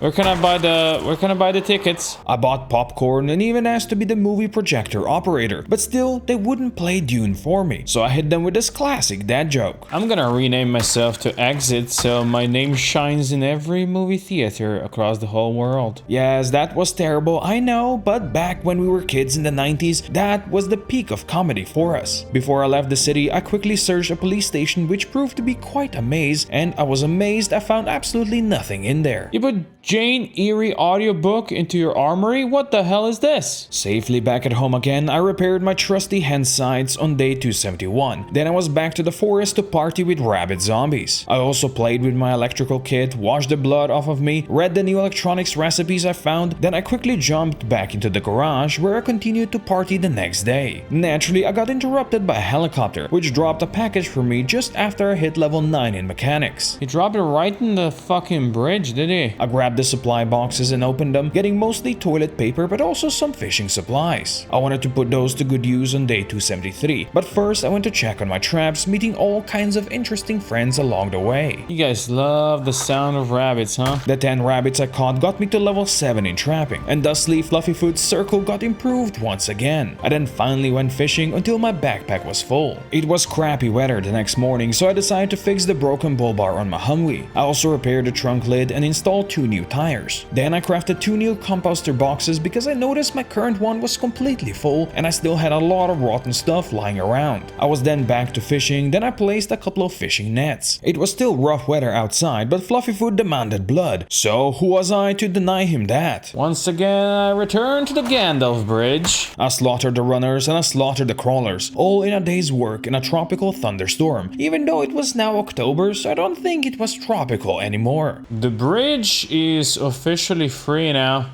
Let's go. But the nearby houses weren't so free, so like a proper American woman, I had to go liberate them by stealing their TV. I cleared a couple more stragglers, then I harvested broccoli on day 276. I also caught 9 more rabbits, then I realized this. Guys, we need more fridges for all the animals we have. Not that anybody can eat all of this, but we need them. So I drove to the town to borrow a freezer and decided to also explore the local church. Father, forgive me. This is my first time in the church. What do we do here? Oh, we slayed the devil? And while exploring the place, I found something I totally didn't expect to find in a religion that still lives in the Dark Age. I knew the church was green. Look at that. We can finally make something with our solar panels. It's now been more than 100 days since Strong Woman crossed the river to Dirkerdam, and while there was still a lot to explore here, she was slowly getting ready for a new adventure. But since that adventure would require a lot of fighting, she needed to stick around here a little longer if she were to ever level up more of her non-combat skills. So first I went to check on my rabbits, then I used the little bait fish caught in my nets to go fishing. Oh, this freezer is full already. That was fucking fast. I placed down 2 more nets and then hit level 5 fishing in the evening. I caught more rabbits the next morning, then I went to chop down a tree to make more traps. I crafted 12 crates, then I used the bait fish again to go fishing, until fishing abundance reached 0. I washed my clothing on day 279, I harvested cabbages, then I was back to the forest. Oh yes, the industry grows even bigger. I caught even more bait fish, but I didn't go fishing next. Instead, I went to work in the red light district. I harvested tomatoes the next morning, but then Fluffyfoot advised me to take a break from work, so I went back to the docks. There were a couple of warehouses I wanted to explore, but not necessarily for the usual reasons. One man's trash is another man's treasure. Although there was some actual treasure in another storage shed I searched. Ooh, electrical wire. Don't mind if I do. Give me more. Alas, it did not give me more, but I did find a bunch of zombies, some pink paint, and more junk. Oh yes. Trash pile grows even more. I harvested fresh radish on day 281, I refueled both of my generators, then I went back to the traps. I also had 42 bait fish for my nets now, so naturally I had to do some fishing, then I was back to the garage in the morning. The 8 rabbits I caught got me to the next level in trapping. Alas, I now had almost 50 rabbits worth of negative XP I had to work through. I needed some time to think of a plan how to tackle those rabbits, and the best way to clear my mind was to go kill some Zeds, and just like Fluffy Fluffyfoot said, there's always another bridge to clear. And this bridge ain't gonna clear itself. I broke my hand scythe on the thick zombie skulls, but if Quick Ben taught me one thing, he taught me that you always need a shaved knuckle in the hole. Zombies, this is my last hand side, so treat it carefully, okay? After that side road brawl, I returned back home to work in the garage. Then it was time to scale my rabbit farming operation. Fuck off. Fucking runners. Where you at? Where'd you go? Poor guy got stuck in a tree, but thankfully he was the last one trying to stop this cruel industry from taking over the forest. That's 30 traps now placed. There better be some rabbits in here tomorrow. That meant I now needed 10 cabbage heads per day to fill the traps, so I planted a new small patch just in case my supply ran out. I returned in the morning to see what we've got, and what we've got was 22 beautiful rabbits. After that massacre, I went back to working in the garage, slowly edging closer to maxing out mechanics. The first 8 rabbits I caught the next day got me out of negative XP, and since there were still plenty of full traps, I decided to read the final trapping book right there and then. And now we can check the other traps. I replaced one of the broken traps, then I went home to train mechanics, and I finally hit level 10 in the evening. With that one crossed off the list, I was now fully dedicated to trapping, and I caught 21 rabbits on day 287. I went fishing to end the day, then I was back to the forest on a foggy morning. 19 more rabbits got me to level 9 in trapping, then I was back to fishing again. Naturally, I returned to the woods on day 289. So my rabbit zombie? My rabbits. I then decided to quickly check on the Gandalf Bridge, where of course hordes were congregating again, so I had to teach them the way of the scythe. Oh boy, oh boy, oh boy. Oh good, we're just passing. That one was just passing. Alas, the way of the scythe was not forever, so I had to switch to my military knife. Here I go stabbing again. I repaired my 2 generators the next morning, then, you guessed it, I went to check on my traps, adding 21 more rabbits to the pile of death. Then I went fishing until the evening, when Strong Woman contemplated the mysteries of life, the universe, and Fluffyfoot. For Fluffyfoot told her to burn the forest down. Then on the morning of day 291, it finally happened. Ladies and gentlemen, the industrial murder has finally paid off. We're level 10. But with that done, there was only one way to deal with the death traps and the monstrous rabbit pile. Fluffyfoot told me to do this. Oh Jesus. Oh Jesus. Quickly. Bandage. I almost died. The damage done to Strong Woman's body was highly critical. She was in agony and, well, the forest was on fire. Back at home, I cleaned the burns properly and applied a poultice to the neck wound as well. I also replaced my ruined clothing, then I drank myself to sleep. I went fishing the next morning to pass the time, then I made an extra poultice. But the previous day's events didn't give me peace, so I had to return to the scene of the crime. I almost died for this. I hope Fluffy is happy with what you've done. I replaced my dirty bandage at home, then I stayed inside reading informational literature before drinking the pain away. I decided to fix my Humvee on day 293, so I took both of my training trucks out of the garage to be able to work in peace. I replaced every single brake and suspension, then I repaired all the tires with duct tape as well. I also repaired the trunk lid and fixed the bull bar. And this bad boy is up to 81% now, which is slightly better than it was before. I cleaned my neck wound the next morning. Wow, we lose a lot of HP from just this. So I decided to go forage for medicinal plants on the mainland. I filled my backpack with the goodies and crafted 2 plantain poultices. I was still hurting the next morning, but I decided to go explore a bit, although I stuck to the safer country roads. I looted a couple of houses and broke a couple of TVs. Then I got drunk again. I harvested and replanted fresh cabbages the next morning. Then I fixed my generators and spent some time fishing until I was out of bait. I also played with my electrical kit, then I watched TV in the evening. My neck was still messed up on day 297, so I decided to go through all my belongings and decide what I will bring with me on my next adventure. I continued with that the next day, and I also crafted 2 new silencers for an extra sidearm and M14 battle rifle. Oh yeah, that's gonna be a beautiful new rifle. Of course, my trunk was getting so full I had to start throwing things out. Then I also loaded in my spare generator, and just like that, I was ready to go. I said goodbye to the Council of Spiffos, and when I went to say goodbye to Fluffyfoot, he was suspiciously missing from his circle of hell. Goodbye, my precious home. I probably forgot something, but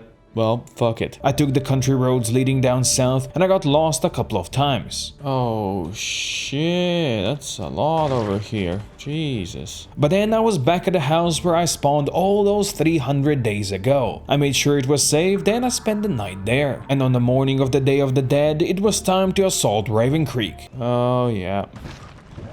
Oh yeah, this seems more like it. The fog didn't really help, especially since I ran into a horde before I even hit the entrance to the military outpost outside of the city. But my motto for this adventure was nice and easy and safe, so I took it slower than a government employee works until my last hand scythe broke. Alright guys, calm down now. I need to go fix my bandage. With my bandage fixed, I pushed for the gates, where many more of the rotting dead awaited me. Oh, we are in, and we're going out again. This was strong woman at her finest, fighting hundreds of Zeds again, something she missed during her stay in Dirkerdam Farmside. Oh my god, there's still, oh my god, look at how many there are still in here, Jesus.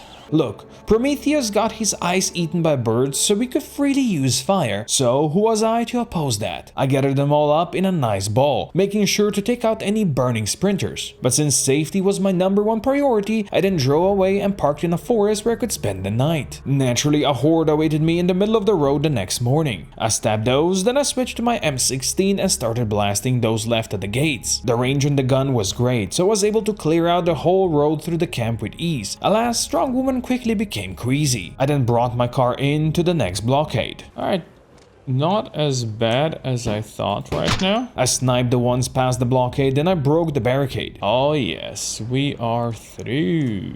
I then spent the whole day stabbing and shooting and stabbing my way forward. These guys will never know what hit them. I even managed to clear the burned hole in the fence, although I was now down to my last few 5.56 bullets. I tried sleeping in the car. A last strong woman seemed to be afraid of the Zeds around, just like American men are afraid of women having basic human rights, so I had to drive back to the forest for the night. At least she was no longer queasy the next morning, so I drove past the hole in the fence where a welcome party awaited me. I shot the couple who followed me through the hole, then I pushed on. And there it is, boys. There's the tunnel I've been looking for. I dispatched the fiends who broke through the side doors, then I broke through the barricade to explore the quarantine checkpoint in the middle of the tunnel. Ooh.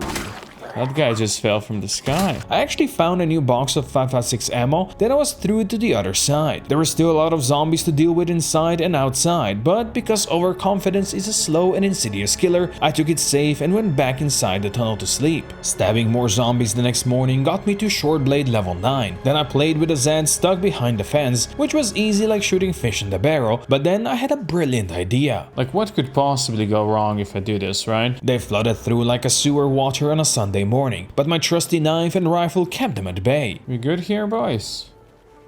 Or are there more coming? Of course there are always more coming. You see, I broke that fence for a reason, because after chopping through a small forest while keeping the tree hugging Zeds at arm's length, I could see the light. Oh, I can see the fence. I can see the fence. Let's go. I broke through that fence as well, and just like that, I avoided the whole giant mess of going through the main Raven Creek entrance. After spending the night on the roof, I was ready for the most intense drive of this whole playthrough. Come on, let me through, boys. Just let me through. The fog, the constant alarms, the obnoxious car wrecks, and about 1 million Zeds moving through the city made for one terrifying experience. Don't be on the road. Don't be on the road, cars and or zombies. But I made it through to a more industrial Riverside where tall fences would keep me safe and prevent Zeds from reaching me. Alas, first I needed to take care of a horde or two. Let's line them up, boys. Let's line them up. I stabbed and slashed my way down that road, which was more packed than a furry convention. And since according to my Discord, half of the people on the internet are either furries and or are fantasizing about banging their relatives, I wasn't sure if I wanted to be there. This is the place that I wanted to make my home. You guys don't get to be part of it. That one broken window was the only entrance to the place, which I semi-secured. Then I went to retrieve my Humvee, which rang the dinner bell again. Maybe I should not have gone back for the car just now. After dealing with that horde, I climbed to the roof to chill in a generator shack. And indeed, it was getting chilly out there, so I wanted to keep the place secure, and I started by some rooftop sniping. I then went to check on the neighbors, but the other neighbors came to me as well. Sir, I saw you going here. Sir, where are you going? What the hell are you guys doing? I chopped down a tree to barricade the window, which soon came under the attack. I also connected the generator, and that rang a dinner bell for the Forest Zeds. How dare you? 5 minutes after that, there was another group on that window, and another one in the morning. I fixed the outer layer of barricades, cut down a couple more trees, then I built a rain collector on the roof. I then went to visit the neighbors again to borrow a sink, and when I returned, I saw this. Did you seriously break through while I was gone?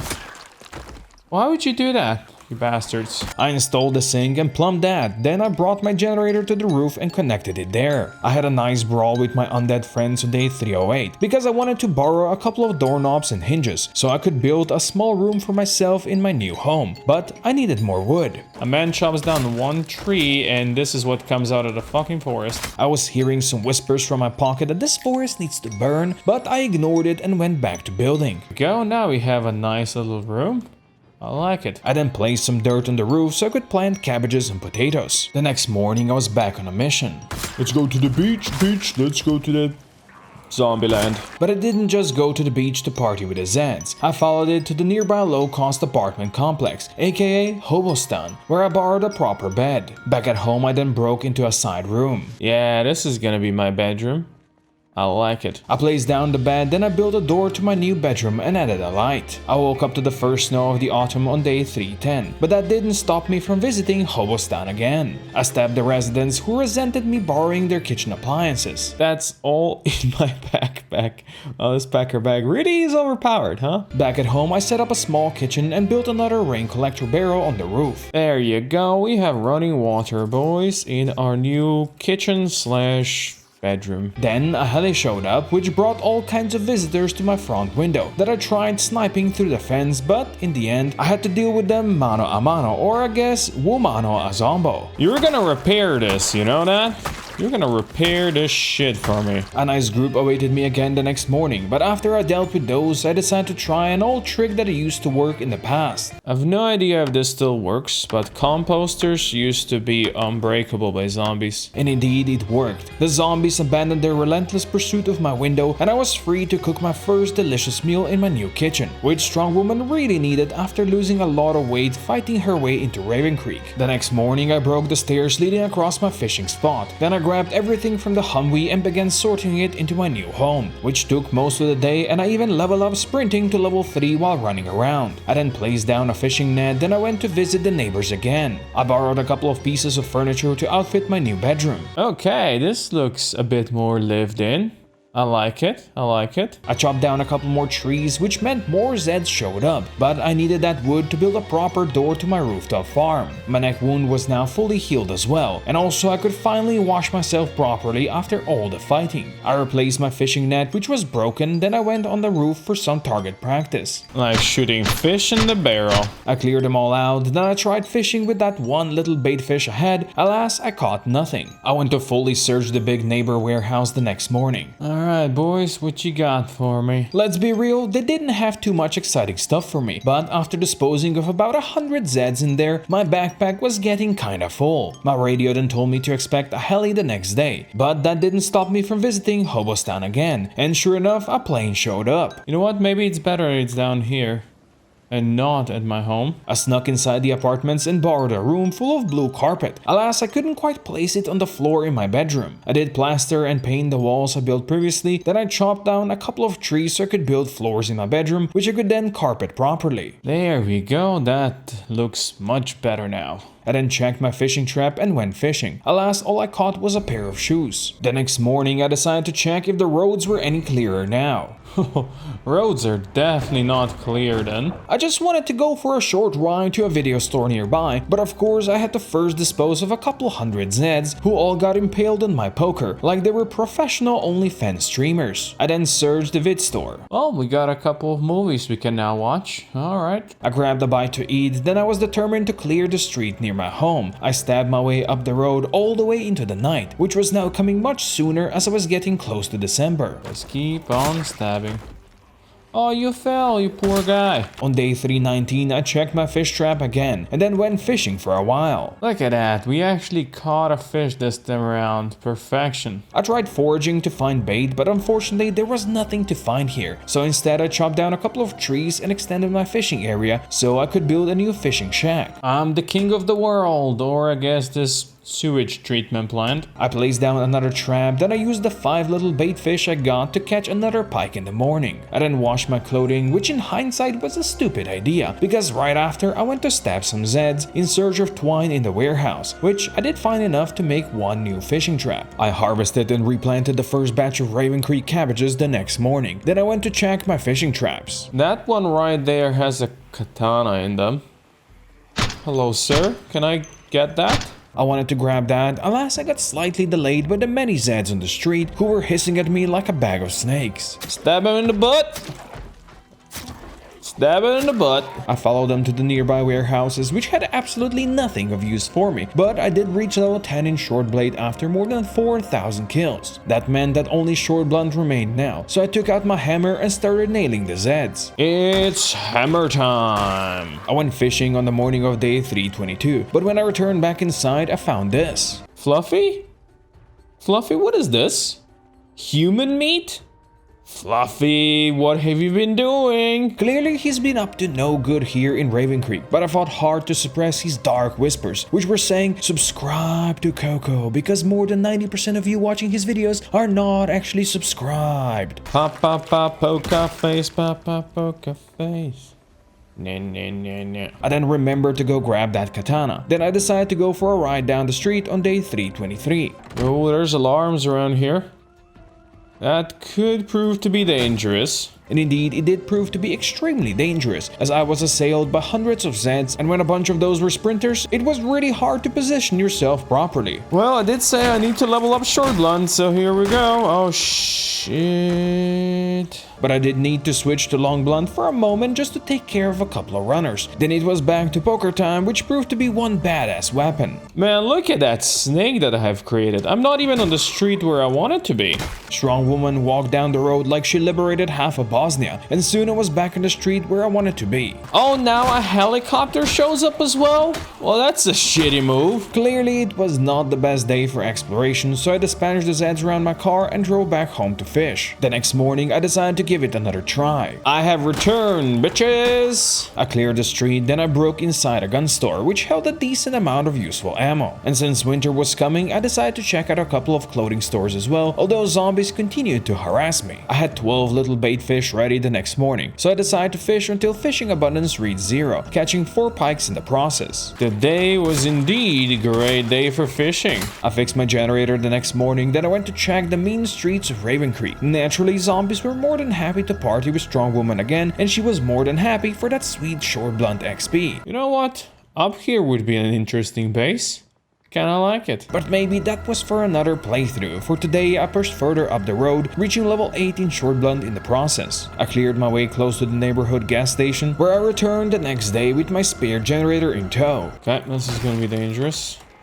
This is gonna be fucking dangerous at first. Of course, there were a couple hundred guardians there, which proved to be a slight issue, especially since quite a few of them knew how to run. Who would have thought that so many people would want to go shopping at a gas station? Clearly, a lot of people ran out of gas just before the apocalypse began. Me and my mighty 90 stick are gonna destroy you all. Alas, it was mighty 90 stick that got destroyed first, but joke was on them, I had another ready to go. I fought my way back to the station, which was slowly getting safer. That's an old lady running at me. I've not seen an old lady run that fast since the Americans came to peacekeep the Balkans. I then looted the station, grabbed a spare popsicle fridge, and connected the generator. It was snowing the next morning, so I just went fishing in peace until Strong Woman got bored. I then set up the popsicle fridge on the roof so I could store my fish in there. It was snowy and dark on day 329, and with the days being much shorter now, the peak fighting time went way down. So I borrowed a TV from one of the houses because in that weather, there's nothing better than watching TV inside. Oh, shit. That's some tailoring XP from that. I then harvested one set of potatoes which were inflicted by a disease, then the snow turned to rain, so I went to dismantle 2 car wrecks that were annoying me on the road. Come on, let me, zombie. Let me do it. Let me do it. Oh, you mother... It was getting cold outside in the morning, but that didn't stop me from driving south to check out the fire station. It seems almost like I have once again bitten more than I can chew, huh? But of course, there's no such thing as too much for strong woman, so I danced with the Zeds in that parking lot like it was a Balkan hood party, although a barbecue was missing, but for her this was all just a good morning exercise, even though she was dreaming of extra fries all along. Now that's a job well done.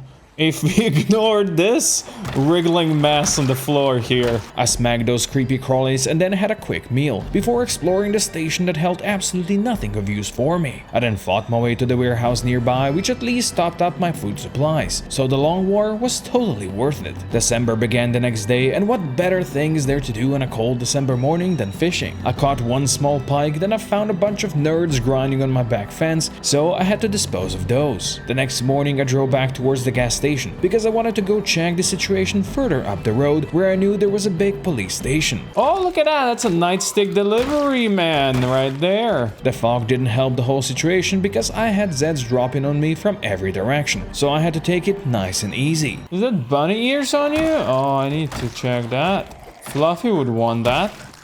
For sure.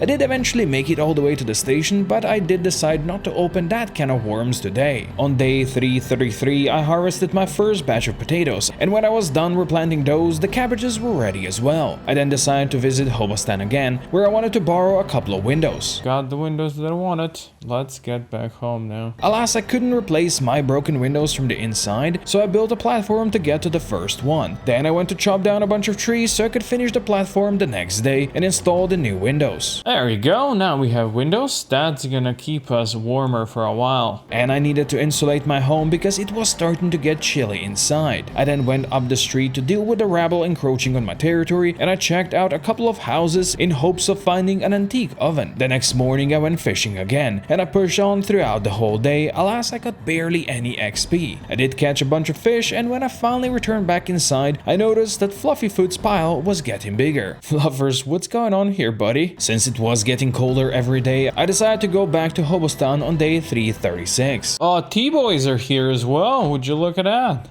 They've come all the way from Dirkerdam. Those crappy apartments, clearly custom made for hobo YouTubers like me, had antique ovens inside, and I decided to borrow one. I did have to move my plans so I could then install it in the bedroom. There you go, that's gonna provide some heat for us when we need it. That gave me an excuse to chop down a couple of zombie hiding spots and pick up all the twigs and branches left in the ground so I could then fuel up the oven. The radio mentioned air activity for the next day, but there was no way that would stop Strong Woman from checking up on the police station in the morning, which was stupid on the level of people who were incapable of voting for anyone that's younger than 80. I fought my way all the way to the garage entrance, feeling brave with my mighty nighty stick in my hand, and just when I had a clear path ahead, it happened. The plane is here, the plane is here. And I'm right next to one of the tallest buildings in Raven Creek. I finally turned on my brain and decided to return home to go fishing instead. I washed myself in the morning, which was another stupid idea because I couldn't read my thoughts of that station, and I just had to go visit it. I tried to be sneaky, but very soon I ran into Zeds, or I guess they ran into me. I also hit Short Blunt level 9 just before I made it to the station. Let's see what happens if I shoot a couple of times. Is it gonna ring the dinner bell? We'll see soon. Indeed, it did ring the dinner bell. Alas, the zombies were well behaved and nice enough to spread out, so I could easily fight my way into the garage. There's always trees where you bastards can hide. I created a shortcut through a wall so my undead friends had an easier chance to come say hi, and then I said hi to them with my good old shotty. Because this right here is gonna be my future entrance into the station. But not now. I returned in the morning, finding the intersection populated by the moaning hordes again. I fought through those and made my way to the back entrance. Okay, I might have cornered myself a bit. I had to bait them back to the street to deal with everyone who wanted to party next to the dumpsters, which for some reason was a big thing when I was a teenager. Yes, we were all dumb back in the early 2000s, wearing our hair across one eye and vibing to Evanescence. Alright, it's time to open this can of worms then. I soon found a key while fighting through the dark and claustrophobic corridors, which allowed me to access the armory. We got some ammo. We got some ammo, that's pretty good. I then fought past the many runners to get back to my car and returned home. A warm welcome when I come back home, huh? I repaired my generator the next morning, then I stabbed the fence bros. Next I went fishing, but because I soon ran out of bait, I had to switch to my spears instead, which finally got me to level 6. On day 341, I returned to Hobostan again. Alright. It's pretty peaceful out here, I like it. I explored the apartments, disassembling every TV I could get my hands on, even though the residents weren't too excited about my actions. That expedition got me 10 electrical wires, which meant I could again practice with my electrical kit, and I reached level 6 in the process. I then remembered I could weave twine from ripped sheets, which I could then combine with wire to make fishing traps. So let's go find some zombies to rip their sheets apart. I asked them politely if I could rip off their clothing, because guys never do anything without consent. In no time I had 140 ripped sheets, which I could then weave into 35 twine. That got me 16 fishing traps, and then I went back to fishing. I checked on the traps again the next morning, which netted me 6 little bait fish, allowing me to fish again. Oh, I did it! I'm out of negative XP. That meant I could then study the next fishing book and then return to fishing. On day 344, I drove to the neighbors' houses in search of more TVs. Howdy neighbors, you guys got some TVs I could borrow? I searched a couple of houses, dismantling every electrical appliances I could get my hands on, from TVs to old jukeboxes and even treadmills, fighting my pesky neighbors throughout the whole day.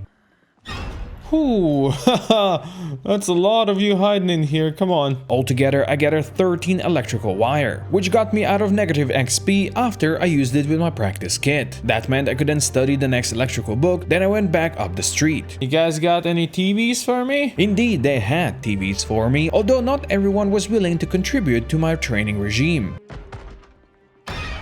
Oh, that's a lot over here. I actually crafted my own makeshift radio back at home, which gave me a decent chunk of XP, and since it didn't mention any air activity, I decided to drive back to the police station the next morning. Whoa, why is there so many here at the police station again? Clearing those streets was just a quick breakfast for strong women, who rejoiced in the good, short, blunt XP all those hard zombie heads would provide. Oh, let's get hammered, boys. I mean, you guys are gonna get hammered. Not me. My goal was to push past the station to a survivor compound that usually has good loot and a lot of zombies, and at least that second part was correct. Oh look, they have TVs for sale here. I tried to clear out as many of them as possible and then just grab their TVs to dismantle later. Alas, the undead kept on pouring out the windows, interrupting my hard work, so I had to fight my way back to my car to escape. But I escaped with 5 TVs in my backpack, which I then dismantled the next morning. At this point, I realized there's no real chance I level up electrical or fishing to max level before day 365, which meant only one skill remained, and that skill was short blunt. So I drove back to the city to train it while I visited the survivor compound again. Let's do this, boys. Oh, you fell, you poor little thing. I cleared away from a Humvee, then I was back inside the perimeter, ready to hammer their smooth-brained skulls. I explored the second floor where I knew they'd be hiding their ammo reserves, dismantling their TVs along the way. No, do not interrupt me. No, lady, come on. I also ruined their PCs, then I spotted a neat car on my exfil. That ranger gives me an idea. I practiced with my electrical kit the next morning, then a heli showed up and brought a surprise for me. Ah, you mother... So I went to clear the streets around my home, then I was back on a mission on day 350. Even though it was cold outside and I was pursued by a plane, I still pushed onwards on foot back to the city center. In hindsight, I should have probably checked the weather report the previous day. I fought through the many small groups who made the streets their home, then I refueled my gas cans at the station. You see, I needed those because I then pushed past the police HQ all the way to the survivor compound where I spotted that ranger car previously. Alright, let's do some mechanics.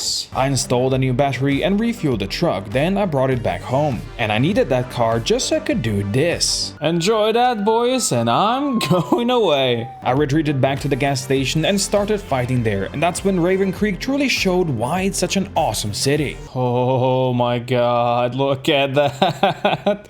That's all still here, even though I cleared this place like a million times already. In hindsight, I should have probably brought a Molotov, but my shotgun worked quite well as a baiting tool, so I could get rid of small groups with my hammer. Can you smell me, zombies? I'm right here. I slowly chipped away at the big horde, clearing it one Z at a time. Nothing big.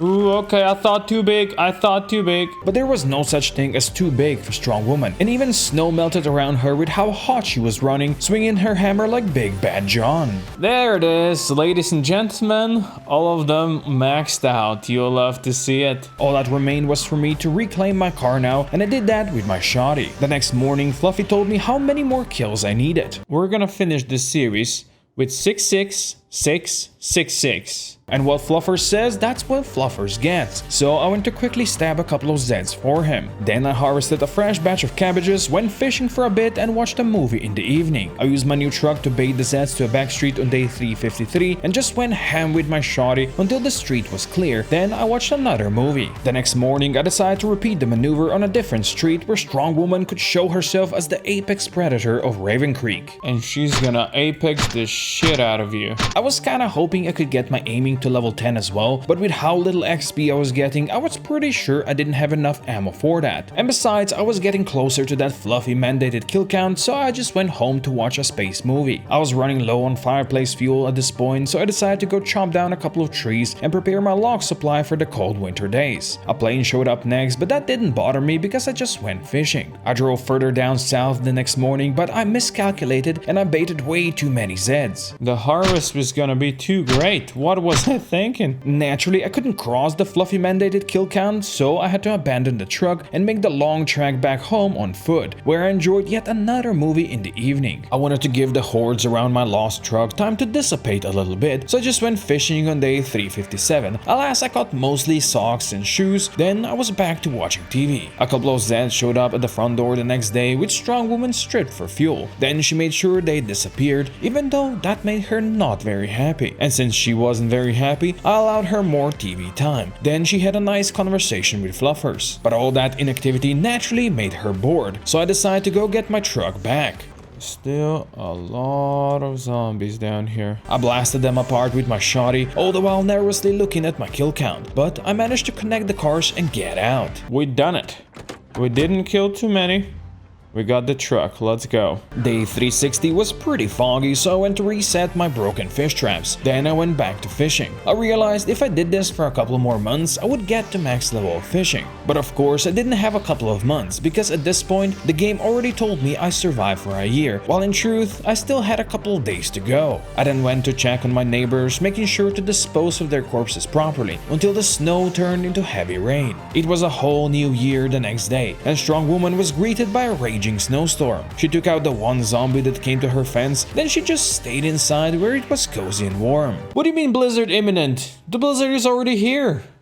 What are you talking about? But even in blizzard, work never stops, so I went to harvest the New Year's batch of potatoes. The next morning, a plane showed up. Oh, we got a gift! It's Santa! Let's go check it out. But of course, I wasn't the only one looking for the gift in the cold weather. In fact, there were many Zeds looking for the present, and since I couldn't risk killing too many, and I had no idea where it landed, I had to abandon it to the zombies. So instead, I went fishing and watched a movie. The weather cleared up a bit by the morning, and Fluffy said, go out there and make your final kill, so that's what I did. Ladies and gentlemen, we got the kills. I then grabbed the corpse just like Fluffy wanted and gathered its meat. Alright, let's cook. Human meat, stir fry. I spiced it up with veggies and got it cooking until her whole room smelled like roasted pulled pork. Alright, Fluffers, you've been a great companion. Let's do this. Let's eat human meat. And then it was here. Strong Woman has survived for a whole year. She killed 66,666 zombies and survived everything this cruel world has thrown at her. She maxed out all the combat skills and almost all of the crafting ones as well, and she has survived in a couple of the most lethal cities in Project Zomboid. Thank you, War Thunder, for sponsoring this video. And my friends, what are you waiting for? Go play War Thunder today for free on PC, PlayStation, or Xbox. And if you click my link in the description or pinned comment below and use it to register right now, you get a bonus pack of goodies, including multiple premium vehicles, in-game currency, and more. Thank you to my channel members and Patreon supporters, and thank you all who made it to the end of Strong Woman's journey.